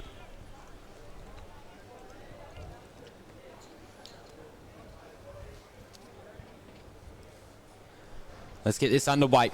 5 points in it. Oh, geez. Hughes really hit the deck hard there. And now the ball's gone forward for Inverloch Kongwak, but Russell recovered well. Nickel, he's been pivotal today. He's had a couple good contested possessions. Visser was knocked in the back. And now Wyatt, or Scott rather, sends it forward. Thomas has a bit of space to play with. Should have been high contact. Hams now try to get it off to Scott. Eventually picked it up. Was sandwiched by two Dusty's players own. Thomas was the intended target, but luckily for him, he was still trying really hard to get in that tackle. Half forward for IK. Hughes to Wyatt. Bolters across the face of goals by hand. Here's Samalis looking for a teammate in Wyatt. Couldn't get it there though. McGivleray, or sorry, not Wyatt. I should say O'Flynn. Ogden just trying to desperately exit outside of defensive 50, and that ball is going to go over Beck's head and over the boundary line for a stoppage. So both teams pressing here. It's a great game of footy. I don't want to go early, Baz, but we might finally be seeing that close one that we've been begging for all year. The Aiden box curse is going to be broken. Haven't done a close game together yet in 2023. So Hughes will get another free kick. I dare to have the shot here. We'll look for an option for sure. Got a few handball options. Doesn't use them. Boulders works for him short. Doesn't go there. Puts it into the pocket instead. Gave no one a chance out on the full. Probably could have used short or hams by hand there, I would have thought. Either way, McGilvray will have the kick. Been tremendous in this quarter. Wilson McGilvray told to come around by the umpire.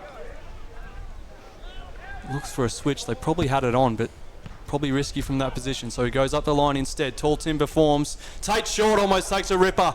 Probably got in the way there was Hams, but he tries to win the footy back here. Scott extracting it, puts him back inside 50 over the head of Bolters. McGilvray comes at it, can't take the mark. Spills out. Bolters still working. Takes on a couple. That's got to be holding the ball. The crowd absolutely love it. A few claps from his opponent there. He's certainly getting feisty, Bolters. Tremendous tackle from Debenham. Outstanding. It's tough to contain Nick Bolters inside 50. Did so there. Ball goes back up the line. We'll have a repeat of the last play. Eels comes at it, can't take the mark, falls to the back. Short. Dorling takes control of the footy and he's tackled by McGarity. And we'll have another ball up. This one's an absolute belter so far. What more have we got in store? Hughes and Taylor. Taylor wins that one down. Great tap. Beck. Falling over there was Dorling, but didn't well enough to make sure Visser didn't get the footy. Here's McGarity trying to break away. Good tackle from Samalas. And we'll have another ball up.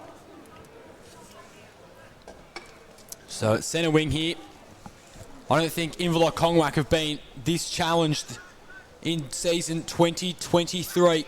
They've put up a great fight, the Dusties. So just chucks it on the boot, goes up forward. McGivleray thought he had enough of that, and he did. Bolter's questioning decision. Oh, that is a brain fade. Luke Walker lucky to recover. Then goes to Ogden. O'Flynn almost impacted that one. So now Russell had a little bit of time before Cumming approached him. Commodore goes to McGarity, shrugs off one, then a little short kick on the right to Beck, who puts it up forward, going for goals. Staples is going to affect Rankin here, but Rankin was just composed and took the mark. Or did he run over the line? Perhaps he did. Bit of heart and mouth stuff there for the Seagulls captain. Big couple minutes coming up for either football club in the third term. Wind might be starting to play a little bit of a factor in this one. Could have heard the gust out there. Ogden really missed a sitter there. Ball was coming right towards his chest and let it fall through. And we're going to have a boundary throw in at centre wing Boxy. So a bit more of an open game this quarter. We were crying out for it in the second after what was really a stoppage fest. But still looking for one team to really take all that momentum and put a few goals on the board. Neither team breaking away so far. Here's McCorn stepping away from Bradley, did well, puts it up the line. Bolters can't get there. Sort of bounces over the pack there. Comes off the shin. Bolters leading this race. Can't quite take clean possession. Has he kept that in? He has. Clark will get it. Back to Bolters. Is that out on the full? Jeez, there's been some players where you're just like, that belongs in the circus today. How? If they've kept that in play though, how have they missed that opportunity? Clark was just wide open, not a single soul near him because Walker went off his man. I think they're just a bit excited for their own good there, okay? The Dusties have really escaped a big one there. It's thrown back in. This time Wyatt and Bradley. Taken by Cumming. Didn't really have an option to give it to then, so he puts it into grass and Russell cleans it up. Did well. Left foot ball up the line is a pretty good one. Great take there though. And now Beck. Herbert, ever dangerous. Hands on back to Beck. And they've got it working up the line. Contest, great mark out in front. Staples. Wheels and goes. This one's a high one. It's Pryor and McGarity. It'll bounce in front of them both. Who gets to it first? Pryor taps it towards the boundary line. Now takes possession, short. He's pressured by McGarity. Arms wide, appealing for something. The umpire calls out of bounds. They'll have a throw in, and there's a few extras here.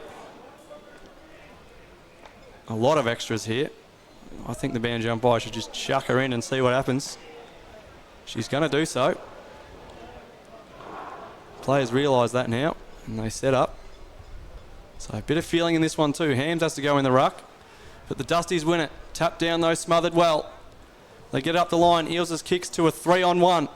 The one is coming. But one of the three is Russell and he wins it well. Hands back, doing brilliantly there was Commodore. Puts it up the line, out on the full though. Probably could have worked that around with the hands a bit more. They have the outnumber. They've given it back instead. Here's Park. Short. Getting so much of the football today, as he has done all season. Had Turlicky alone in the other pocket. Decides to go up the line instead, and that'll float out on bounds on the full. Probably could have used the debutant. So you can't imagine there's too much time left in this third quarter. Inverloch still hold a 5-point lead. 4.9.33 to 4.4.28 on your Totally Workwear scoreboard as we just wait for the ball to be retrieved. Eventually comes out. So the last two kicks, obviously on that wing, have floated well out on the full. And it's interestingly, when I rocked up here this morning, there was a strong wind, but it was basically from this end of the ground to the other. But at the moment, you can see that wind sort of changed to a bit of a cross ground. It's floating right where that ball is at the moment. It's really strong towards that pocket and that side of the ground. So it doesn't really favour either team per se, but it's just something to watch for the rest of this game. Well, Warragul Industrials, they've both been kicking balls down the line, both clubs, but Warragul have probably looked that little bit more dangerous when going through the middle. So maybe that's something to think about with maybe some link-up handballing, as play is going to be halted here.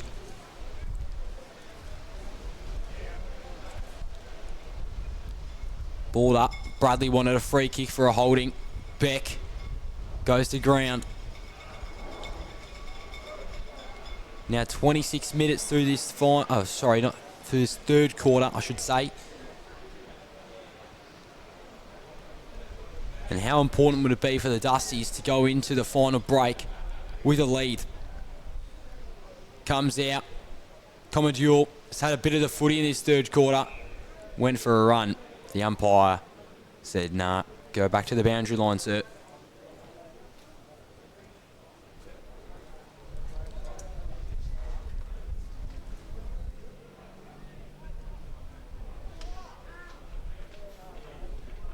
So here we go again. The boundary line. And we'll have another stoppage instantly. Kane Taylor went a bit forward. See the sun starting to come a little bit out from behind the clouds. Eels chasing really hard for that footy. And they're getting closer and closer to goals, slowly but surely. It's a really interesting one. I think, I'm trying to think about which team is more happy to take a risk, because, well, some would think, oh, okay, they're on top of the ladder. Loss won't really hurt their finals chances too much, as the ball goes inside 50 off the boot of Beck, the way of McGarity. Falls to the back. Pryor takes possession and he's claimed instantly. They'll have a stoppage inside 50 for the Dusties.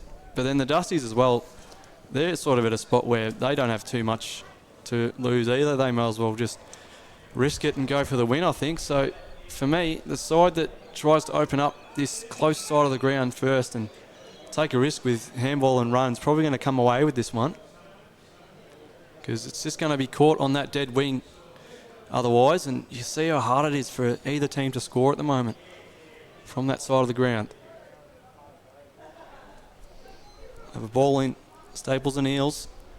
Punch from Eels. Tries to go forward with it. Can't find a teammate. Still a big pack around it. Trying to extract it to the Seagulls, but going nowhere until a free kick is called. The way of Samalis, that is. Having a decent day. Thought about the kick into the middle. Does go for it. Doesn't quite hit Park, but it's a great pickup. Handball not as good though. Over the head of Bolters. Hams tries to mop up. Bodies collapse all over it, but Toussaint extracts it really well. That is classic Oscar Toussaint. And he gave it away to Park there. Not his best effort. Probably picked out the worst guy you could think in Mark Bradley, and he took an easy intercept mark. Now the Dusties win it back. They put it up the line. Pressure was good from short, from behind. Can't win the footy though. They've got numbers of Dusties. Bit of a scrubber. Inside 50. Here's Pryor and McGarity once again. And the boundary line will beat them both. So I haven't really seen either player win too much of the football in that matchup. But at the moment, you just give it to Pryor, because McGarity's had little to no impact on this game. Still a quarter to play. Thrown back in. McCorn wins it to the front. Bodies collapse on it once again. Samalis just thumps it up the line. 2-on-1. Bradley. They have to stop doing that. It has not worked for them today. Bradley's kick goes up the line. Can't find his teammate there. But it's all right though. They work it out. High kick inside 50 if they got numbers at the fall of it. Punched away by Eels, but straight to a player, and the siren beats them all. I don't think the kick was Oh, they've called the goal. The umpire has given it to him. Oh my goodness. That is a monumental call on the stroke of three-quarter time. And Warragul has taken the lead by a single point. I'm not sure who that was. It may have been Visser, it may have been Oldham. I actually can't. I'm sorry, I can't believe that's been called a goal. That was kicked well after the siren had sounded. Touch and go whether the siren beat him. I think that's one of those situations where it's not the siren, it's the umpire's whistle, which may have not been blown yet. Either way, Warragul have the last laugh in that quarter. We have got an absolute blockbuster brewing here at Western Park. The hometown Dusties 5-4-34 leaded by a solitary point against the ladder leading undefeated Seagulls 4-9-33. Can't wait for this last one, don't go anywhere.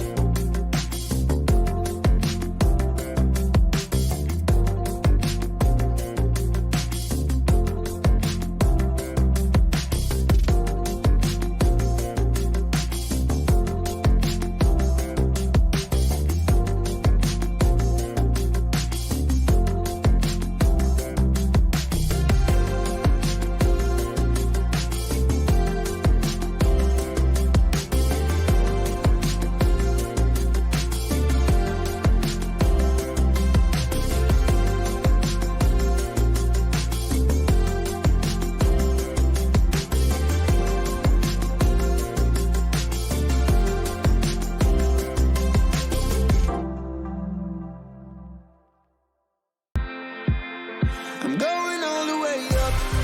Ah, I'm going all the way up. Ah, I'm letting go in my heart.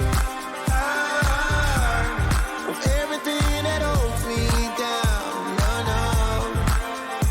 And it's feeling like I'm in the groove. I can feel the love. Oh yeah, it's all around me.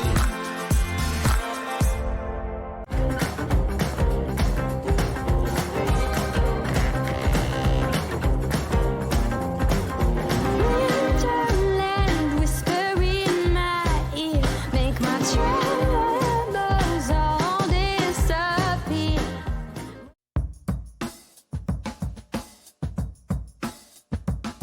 Hey, I'm Michael Vanderklooster, but everyone knows me as Vander. I own a company called Vander Surf, and I've been making boards for 23 years.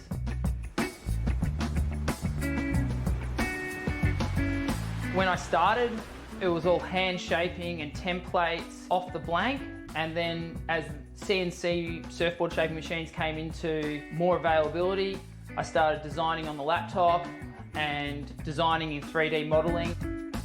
It allows me to be creative, express, my artistic side of making surfboards. My favourite part of shaping boards is I really enjoy the interaction with the customer. I love making surfboards for other people. If I can make a board that's going to make them enjoy going surfing more, that's what I get the most joy out of. This is a story of a community that likes to work hard, digging, fixing, building, keeping people safe, or just lending a hand. A community that all have one place to come together, where they're spoilt for choice and good service is everything. And although there are stores all over Australia, the owners are as local as they come. Totally Workwear, clothing your hard-working community.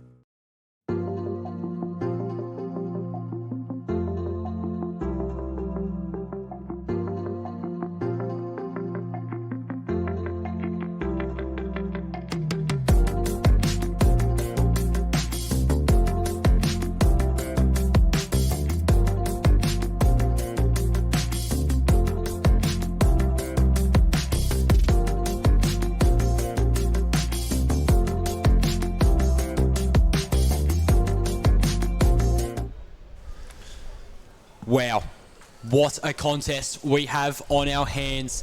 A controversial goal we think was called just before the umpire blew his whistle. The siren was called well before a goal from Nick Visser occurred, but we seem to think that the whistle from the umpire might have been blown after. So with that kick from Nick Visser that went straight through the two middle ones, they now lead by a point, the Warragul Industrials, over Inverloch, who have got their undefeated streak, 11 in a row. It is all on the line. And you can see, as we're looking to begin this final term in what should be one of the matches of the year, the wind is absolutely teeming now. See the trees on the outer side are really copping the brunt of it. So as I mentioned in the third term, I reckon it'd pay to take the risk and come down this broadcast side, because it's going to be pretty dangerous trying to enter inside 50 from that top side with the wind, which will definitely play a part. Inverloch, if any, will have a slight wind advantage. It was going straight down to that end of the ground this morning. I'm not going to say that that's going to give them any sort of certain win by any stretch, because these Dusties have really been themselves today. This is the sort of team they are. They can take it up to anyone and everyone in this comp when they're at their best, and today they certainly have been one of the best pressure sides you'll meet in this competition. And we're set to go. Fairhaven Homes match of the round that is every bit that. McCorn and Bradley back in the middle. This one's won by Hams, but he can't get a handball away. McCorn's claimed instantly by Beck. And really, something that's gone under the radar today is the loss of Andrew Samalis for IK inside. I think you can miss Toussaint, probably a big matchup with Bradley would have had. You can miss Marnie up forward, but today, the way that they've lost the clearances, Andrew Samalis, he just does everything for them in that facet. So he's been huge as the ball goes inside 50 for IK and out of bounds. We'll have a throw in, so they've got a chance to reply straight away to that insane clutch Visser goal at the end of the third with no time remaining. But yeah, Andrew Samalis just so important for this IK side. Goes under the radar with all the stars they've got, but he's a champion. They miss him today, along with others. Ball's thrown in and it's a bit short, so umpire will have to do that one again. Yeah, 100% agree with you though. Guys like Gibson for Warragul Industrials who've just smashed them around the ball today. And it certainly doesn't help when you got Bradley, who's probably got the better of Clint McCorn. You're exactly right. And Gibson and Samalis had an awesome matchup in the first contest as well. Here's Cummings, snap on goals, partially smothered. Falls to the goal square. Hands off. Do they have it? They do. Can't say who that was. I think it might have been Patterson. It is Bailey Patterson having an awesome day. And he's got the first of the fourth quarter. That could be huge. And it's a stoppage goal, I guess you could call it. Bit of a scramble ball, which a few of their goals have come from today, okay? Not the usual polish that you usually see, but they've got the first goal of this final term. They now lead by 5 points once again. It's 5-4-34, playing 5-9-39. Low-scoring affair on the Totally Workwear scoreboard, and Western Park is humming right now. Patterson has been one of the best for IK, precious small forward, and he's kicked a bag of three as well. Hats off to that man right there. McCorn just took it clean out of the ruck, and then have a look at Scott there by foot. Tried to get it to Wyatt, but just escaped him a little bit. Numbers really pushing out for Inverloch now. Should go over the boundary line. It will. Player down there, I think it's Commodore. Was holding his shoulder. Looked rather sore after that one, but maybe he seems to be alright. He's back up and running. Trainer's still going to go out and tend to him though. Here come the Sea Eagles. Turner puts it up forward. Uncontested mark needs to be taken. They've got a bit of time to play with. Bolters on the right. He's got it through. And all of a sudden, Inverloch up by 11. And what did we talk about before this quarter? That stoppage work, and straight away, 2 stoppages in their forward half. They've come away with it, albeit probably lucky there. I think Bradley slapped it and eventually just found Oscar Toussaint, which is sometimes you just got to work with that luck, and they did so there. And you just see that kick from Turner, by the way. He was supposed to come out into space in front of Wyatt, but instead it just held up in that wind. So that's definitely played a part already. Very strong. But McCorn's fired up here. He'll go against Bradley once again. What a great matchup this has been. Such a good history, these two teams, in just 2 years, or barely 2 years. Playing against each other, back in the middle. They're scrambling for it. Now it comes out the way of McCorn. He won his left. Didn't want to use the right at all there, so he puts him inside 50 with his left on the turnaround. Here's Cumming. Tries to get around his defender. Doesn't really do so convincingly. To Sont. Little scrubber. Good defence from the Dusties. A few appeals for free kick there. Nothing doing. We'll have a throw-in. Directly opposite us here in our broadcast position. Half forward for IK. They're pressing to start this one. The Dusties really need to soak this up and counter if there's any chance of pulling off the upset. It'll be Bradley and McCorn once again. Big afternoon in the office for these two men. They've had a great battle. This one's won by Bradley. And going nowhere with it was McGilvray on that occasion. Thrown back up. No winner on that occasion. Coming out with his Desson. He's turning them on at the moment. Puts them back inside 50. Top of the square. Mark taken. Doing really well as this Dusty's defence. They may not have Marnie, but it's still a very potent IK forward line. And the Dusties have held up brilliantly, Baz. So Warragul really need to break this game apart now. They can't be sitting on this wing for too long. And that kick is no good either. Will just stay in play from help from Samalis and Debenham. So we're going to have a boundary throw-in 5 minutes into this one. Inverloch up by 11. They've been up by that sort of margin a couple times today, though, the Sea Eagles, and Warragul always find a way to come back.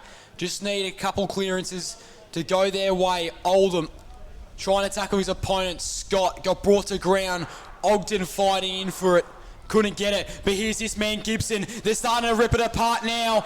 Ball gets sends forward. That's not going to hit the Sando. It's going to go right to Rankin. That was just panic footy there from Warragul Industrials. And now they can really make him hurt. Park will slow down the tempo. Go off his line. Kick inside 50. Coming! No. Won't take it. Ogden. Calm and composed. Sends one into the midfield. Rankin again. Skipper's come alive.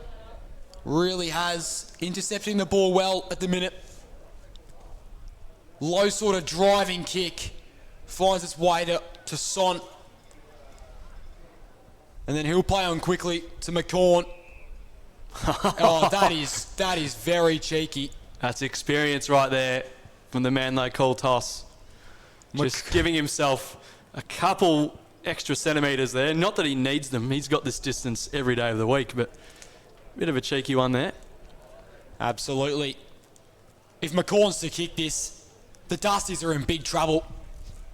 McCorn with the left. That is a booming, soaring kick that hasn't made its way there.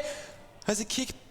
Oh, I thought it might have been kicked across the goal line last second, but no, it touched behind. It's now 2 goals of difference.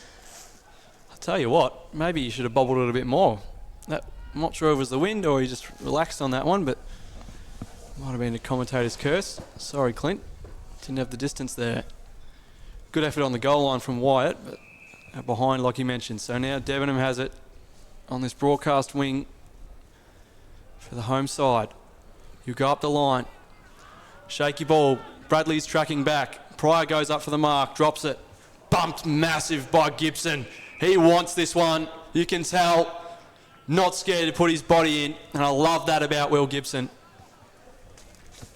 One of my favourite players to watch when he's going. McCorn wins this tap. Tries to claim possession. Doesn't do so. Ham's kick goes nowhere. Smothered. Walker's tracking the footy. Tackled by Turner. And Park. Now that IK have won it back, but Thomas fumbles. Puts the tackle on though. Did well to butter up there. And there's a player still down on centre wing. Not sure who it is. I was going to say Staples, but no, Staples is ahead of the ball. Trainer's tending to them. Play may get stopped here if the ball gets a bit closer. Doesn't look like the Dusties play is in a very good way there. Umpire has a look now. Throws the ball up anyway. Walker. Massive pack of players in the middle of the ground. Here's Scott. Just bursts through a lot of them. Finds space where there was none. Puts it in front of Cumming. Won't get there. Commodore looks all right. Good to see. He's one-on-one with Cumming. Goes to ground. Footy bubbles out. They've done well here, the Dusties. Now they've got numbers. Russell gets a block from McGilvray. Runs up the line. Kicks to him one-on-one. Punching and taking a great mark was Zafe Hughes. And he's got Thomas. He's got a bit of space. He'll need to stop now, though. He's got Bolters ahead of him. But Bolters tells him to go for Wyatt. Finds his chest. So it was Walker who came off the ground there, and he may just be done for the rest of the day. It looked pretty groggy coming off. Wyatt's kick goes inside 50. It holds up in the wind. No mark. Or maybe it was a mark. Ogden. No, Nickel, is it? I think. Yeah, Doing Nickel. really well. In the middle of a big pack there. So not great news for the Dusties in terms of Luke Walker, the club champion. Had a good game today in defence. I think he was affected by that big contest on centre wing. Hopefully he's all right. They're running away with it now, though. The Dusties find some space. Big pack forms in this one. He's found a free kick, the umpire. So the Dusties have possession. Defensive side of centre wing. They would love a goal here just to stay in contention and start. Here's Herbert as they try and start a run back into this one.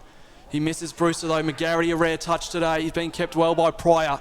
Debenham tries to share it with his teammate and get it back. Doesn't quite do so. Tries to burst out of the tackle of Pryor. Good luck doing that, buddy. I thought a free kick could have been paid as well. Debenham was held a little bit from getting the ball, but fair play. Hughes wins that tub against Beck, but Beck claims possession and puts it into centre half forward with a bit of a scrubber. Thomas and Patterson will get there first. Hands to Short. Over the top, Turlick, the debutant, has time to go for a bit of a run and kicks a long one out in front of Cumming once again. McGilvray and Cumming, been another great matchup today. Cumming tries to tab it forward to no one in particular. Commodore does well. Shares it with his teammate who goes inside. Scott comes late. Affects the contest quite well. Here's Hughes. Had to get a quick handball away to Turner. Here's Scott again. Inside 50. O'Flynn. At the back to Sant. Tough to read that ball with the wind. Plays on. Oh, has he he's put it missed through? it. Wait for the umpire. He has. End-to-end footy from IK. We've seen it all season. And they extend their lead. We thought it may have happened. We spoke about it at quarter time off air. They may just be the fitter side and run away with this one. And at the moment, only about 11 and a half minutes gone. It looks as though they're on their way to doing that. Great work inside from Jarvis Pryor, and then Short once again across half-back. Patterson, Turlick and Lockie Scott coming alive in this second half. Great finish from Oscar DeSant. The Sea Eagles have found their form in this final term. They lead it 17-52, playing Warragul's 5-4-34 on the Totally Workwear scoreboard. We're back in the middle, Baz. So, have Warragul got anything left in them? It's going to be really tough to win this one now, with maybe about half a quarter of footy to play, maybe a little bit more. Walker gives a big punch, only finds its way as far as Wyatt. Thomas falls on top of the footy, holding the ball. Correct decision, umpire. Really good call. So then Russell puts it inside. McGarity couldn't get it. Pryor just outreached him. Chucked a fist. Still kept in play somehow. Well done, IK. Pryor sends it out and will go over the boundary line for a stoppage. It's got to laud Jarvis Pryor again. It's just so rare that Mason McGarity plays a game of football and doesn't score at least one goal. I don't think it even happened last year. Just has not had an impact at all today. Bradley. He sure has. Here we go again. Oldham. Beck sends it forward. Eels bullying his way through. IK might be out again. Great tackle holding the ball. Now they've got to move quickly here before IK can get numbers back, because they've started setting up behind the ball a bit better in this final quarter. Brewster sends it up forward. Staples, no. Comes rebounding off his hands. Bolters smacked into one player. Still got a good piece of the footy. Park trying to evade everyone. Joe Samalis, it was a panic kick. Just had to put it out. I think that was Herbert who's kicking inside. And then Park and Short get in the way of each other. A goal must be kicked now for Warragul Industrials. I'm still giving them a chance, but time is certainly ticking.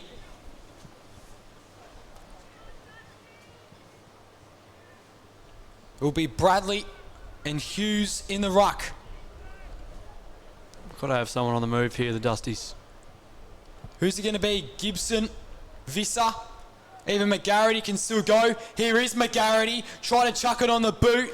Dribbles across the face of goals, won't go through. Thomas just has to put it anywhere. Good kick, finds Scott.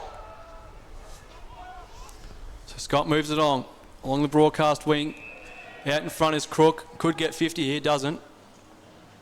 A few G's from the crowd. Either way, Lockie Crook into the side this week. Not his best effort with the kick. Will still find the hands of Desant though. Now Hughes bursting out of the tackle. Scott. And we'll have a stoppage.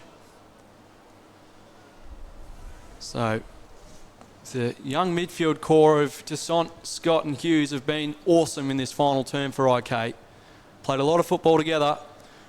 And here's Gibson though. He's playing some great football for his side. A one-man midfield, you could say. Puts him up the line with his left foot. Eels comes out to meet it. McGarity overruns it. And Pryor picks it up and goes over the boundary line. But the umpire's given the free kick to McGarity. Claimed high, I think. Or holding. Take your pick. Too far out to score though. So he won't find his first of the afternoon. Instead he'll go to full forward. And the debutant was held there. Archie Turlick will win the free kick. So I think it was DeSando trying to work his body against the smaller Archie Turlick there. But a bit of footy smarts there from Turlick. Knew that DeSando wasn't going to get to the drop of it. So just played for the free kick, did well. Now he moves it on to Samalis. Kick probably a bit overcooked him there, unfortunately. And he'll go out of bounds. So the Dusties have a chance here. They've got to rush to this stoppage and get on the move.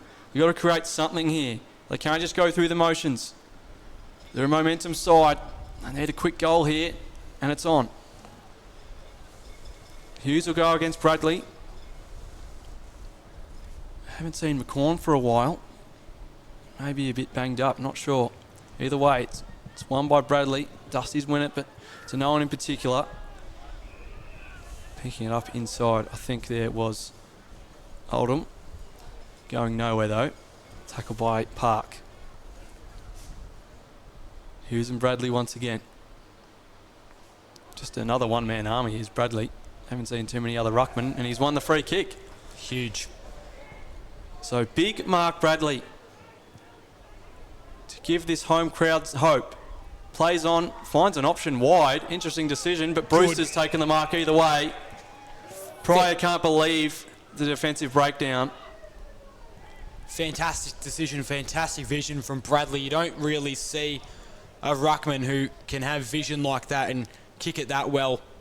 And just Wonderful the composure to disguise it as well. He had me fooled at least, so very good work from Bradley. Here's Brewster's kick. It's on the way, straight through the middle. They're still alive, the Dusties.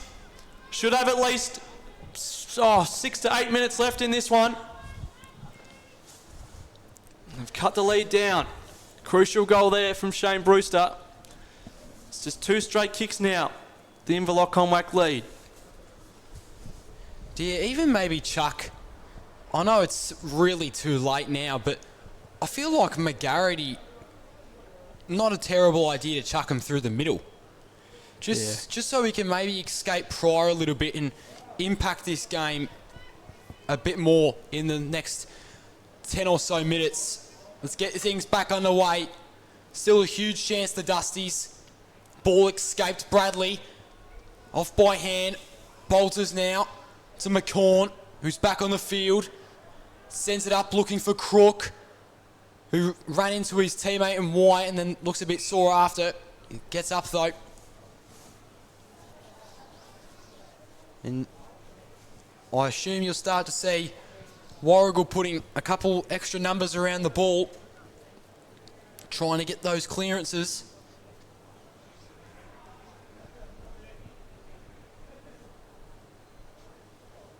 Bradley again. What on earth was that? Hit out by foot. Wasn't really effective in the end. Rankin, the uncontested chest mark. About a minute 30 left till we have time on. Bradley went flying with a fist. Thomas twirled around, gave a handball. Now inside, Patterson. They're moving the ball well here. Okay, and just as I say that, they turn it over. Bradley needs to take a grab here. Knocks it out to a teammate in Russell, who goes battle with Thomas, and there'll be a stoppage. Foxy. So Bradley's just giving them everything inside. He's been so dominant against what is a competition best level ruckman in Clint McCorn. He does it again, wins the hit out and just slows it on the boot, trying to will his team on here is big Mark Bradley.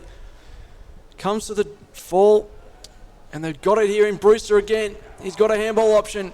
Oldham, can he put him inside 50? Pryor and McGarity once again. It's a great kick, just falls short. And Tate Short picks it up. Claimed instantly though, and they find the boundary line. I thought he might have got high contact for that, but good call from the umpire. I thought Short just dived a little bit into... I think that was the one time that McGarity had just an inch of space on Pryor, and the kick fell short by about half a metre. Would have backed him in to kick that goal as well on a snap. Bradley wins this. This time it's Taylor, in fact. Wins the hit out, but it's McCorn picking it up. His left foot ball falls in front of Herbert and he taps it over his head. Now the Dusties have it again, but they can't quite win it cleanly. Oldham does. Now it's inside 50 again. Pryor punches from behind. Will he find the boundary line? He will. Jeez, he's been good. Pryor is winning in this game at the minute. He is one player in this league that every single side would love to throw in their back line. If they win today, Inverloch, he's getting 3 votes. He just gets a job done. No worries at all. No fuss. And part of what is just an outstanding back six. Back in the middle of the 50. We'll have a stoppage. Dorling goes back on the goal line. McCorn will go at it. I think that's Taylor once again. Bradley sits back off a kick behind play. Fighting for it in the middle and going nowhere. Their tackling has lifted as Hams asked. The Seagulls. Been a big factor in this comeback. And we could call it a comeback because they were getting outplayed. McCorn, great tap. Tries to do it all himself, does. Puts in the path of Wyatt. Great pick up. He's been clean today. Park. They're winning once again. Kick up the line to Clark. Great mark, one-handed. It's all he needs. He can turn and go. He's got Patterson. Instead he uses the hands up the line to his coach in Hams. Tries to direct while running. He does it all, Tom Hams. Puts it in front of Patterson, not his best kick. And the boundary line wins on that occasion. But that's just how quickly they can go end to end. And with such class and composure. They haven't done it all day, but they've done it in the fourth, and that's all they've needed so far. And that was so clever that they didn't just chuck it on the boot there, because you had Bradley there just lurking, ready to take a big intercept mark. So really good game awareness from IK there. Great work from Tom Wyatt. Experienced campaigner. It's thrown in towards him now. But Hams bursts through and he might have kicked the sealer. That is an absolute beauty from nowhere. He just always finds a way, Tom Hams. He would have come from about 10 metres off the stoppage there. Burst through, clean hands. And don't you worry about the finish. It's Tom Hams. Of course he's going to kick it. Oh my, that is the goal of the day. And he may have just booked his side their 12th straight win. They lead it now 8-10-58 to 6-4-40. 22 and a half minutes gone. Time ticking away for the Dusties. Superb, Tom Hams. So, is there perhaps a pulse? Just a little bit of a heartbeat? I don't know. That was a really good goal from Hams that has extended the lead back out to 18. They've been brave all day, the Dusties. But they must get at least 2 in a row very quickly. They have no time to have a couple minutes in between goals. It's now on. It's time to move. Going to be another stoppage.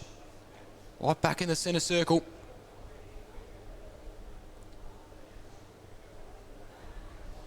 Thrown back up. Bradley. Scooping sort of pass. He's had a lot of hit out. Say, oh, that's got to be high contact. Oh, my goodness. Oh, that is... I don't know about that. Maybe Herbert dropped the shoulder a little bit, but certainly high contact at the end of the day. Nonetheless, free kick paid. IK Thomas. Oh, diving sort of mark. Had to juggle it around a little bit in his palms. Did Wyatt. Entering back inside 50, the Sea Eagles. Maybe a little bit of a percentage booster in this last quarter. Kick towards full forward. And it's going to be a behind. So 8-11 now. We mentioned their inaccurate kicking, but may not exactly cost them. It will cost them a little bit of percentage though. They probably didn't play well enough to complete a big win today anyways. The Dusties just go bang and send it up into the middle. They had no flyers though, and it comes to the front and they win it. Bradley's left boot, not the best kick in the end. Beck tries to sit under it, doesn't really go for the mark, and he's confronted by Pryor, who got him high. Have to just go here. You can't really think about it. You got to just go. Time's ticking away. 3 goals they trail. Here's Taylor. Right in front of the interchange gates. Can play on and go up the line and just hope. Staples is down there at the back short, but also the Dusties in Herbert. Gets the hands away. Here's McGarry. Turns around, snaps a goal. Won't get there. It'll bounce in front of DeSando and Thomas.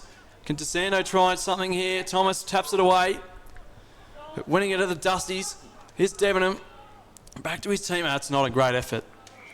Flying out on the full, never really had a chance. Short's a bit sore there. Thomas did really well to make sure everything went according to plan and not give away a Dusty's goal. So light's starting to come on here. We saw that sunshine at the start of the term, but that is long gone now. Clouds starting to form above Western Park. The home side need everything to go right from here. Kick inside 50, almost the mark, not quite. And a throw. So they have to go back and kick this one. Yeah, no time to be toying around. Not sure who this is. Might be Grummish. Either way, needs to go back and kick this one as quick as possible. Be about a 45 metre kick. Runs in, kicks it straight into Clint McCorn on the mark. And that is why it pays off to have your big ruckman on the mark. He just ate that one up. Spat it back out at him. Clint McCorn had a tough afternoon against big Mark Bradley, but he's been pretty good. McCorn. Thomas trying to punch it away. Dusty's work it back though. Here's Debenham. Shrugs off one. Tries to get the snap working. Doesn't really work though. Just bounces. Top of the goal square. Thomas claims it. Gets a scrubber along over the head of Bradley. That's a good effort. And it's claimed there by the Dusties, but wrapping him up was Hams. We'll have another stoppage. Had plenty of these today. And IK will not complain about this. They'll want as many as possible to finish this one off. Played a great final quarter towards their 12th win of the season. If it stays this way, it will be. Toussaint extracting. It's a one-on-one. Wyatt and McGilvray both being good. Who gets to it first? Wyatt tries to go the foot. Probably not the best option. McGilvray mops up. Puts it up the line. Clark will fly from the back. Oldham didn't take the mark. Nickel, great rove. McGarity, still too far out to score though. Had a quiet day.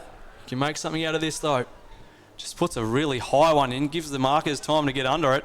Punching away was short. Probably not the best kick from McGarity there, but he's mopped up. Great pick up, puts him back inside 50. This one's a bit deeper at the front heels. Yeah, really smart work there from Eels. Just disguise the hand pass to the teammate there and put it through the behinds. And they'll take that and they'll soak up as much time as they can. As Short just trottles along to pick up the football for the kick in. Cuts the lead down, but by nowhere near enough. IK still leading it by 3 goals. Short plays on, gets around McGarity pretty easily. Kicks up the line. Hams, great mark. 2-on-1. He's got Turner in the middle on his own. Instead, he goes short to McCorn. He's got heaps of players. One of them is Hughes. Descent works for him. Gives the hands now. He gets it back, Hughes. Can he give it back to Descent? Does. Not the best handball. He's confronted by Beck. Gives it back to Hughes now. Just the two-man game at the moment. And here's the third man in Hams. Bit of a scrubber inside 50. First to it is Russell. Oh, but stealing it away is Turner. Gives the don't argue. Not the best kick, though. Umpire calls play on. Didn't even go 15 metres.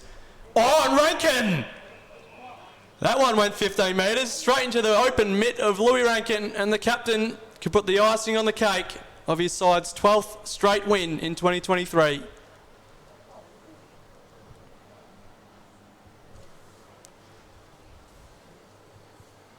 He has personified this awesome fourth quarter effort, Lewis Rankin. Without co-captain Toby Marnie today, didn't matter. His side got the job done as they have done 12 times in a row. His kick's on the way, icing on the cake. IK get the win. Louis Rankin gets a goal to finish it off. Well deserved, he had a great game. The Dusties were brave, as they always are. Much smaller margin this time, but the same result. IK 9-11-65 defeated Warragul Industrials 6-5-41.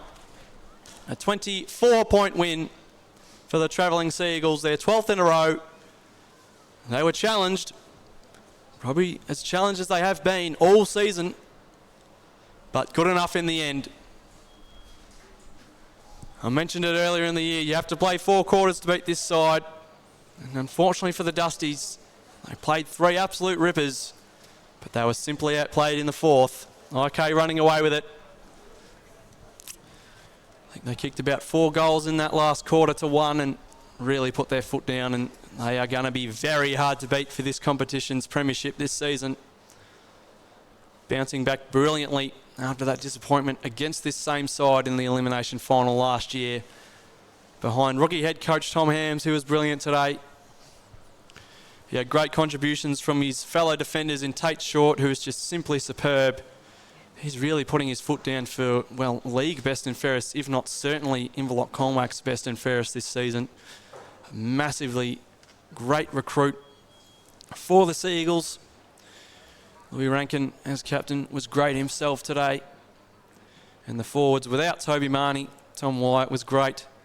Bailey Patterson in a bit of a new role up forward. He was tremendous as well.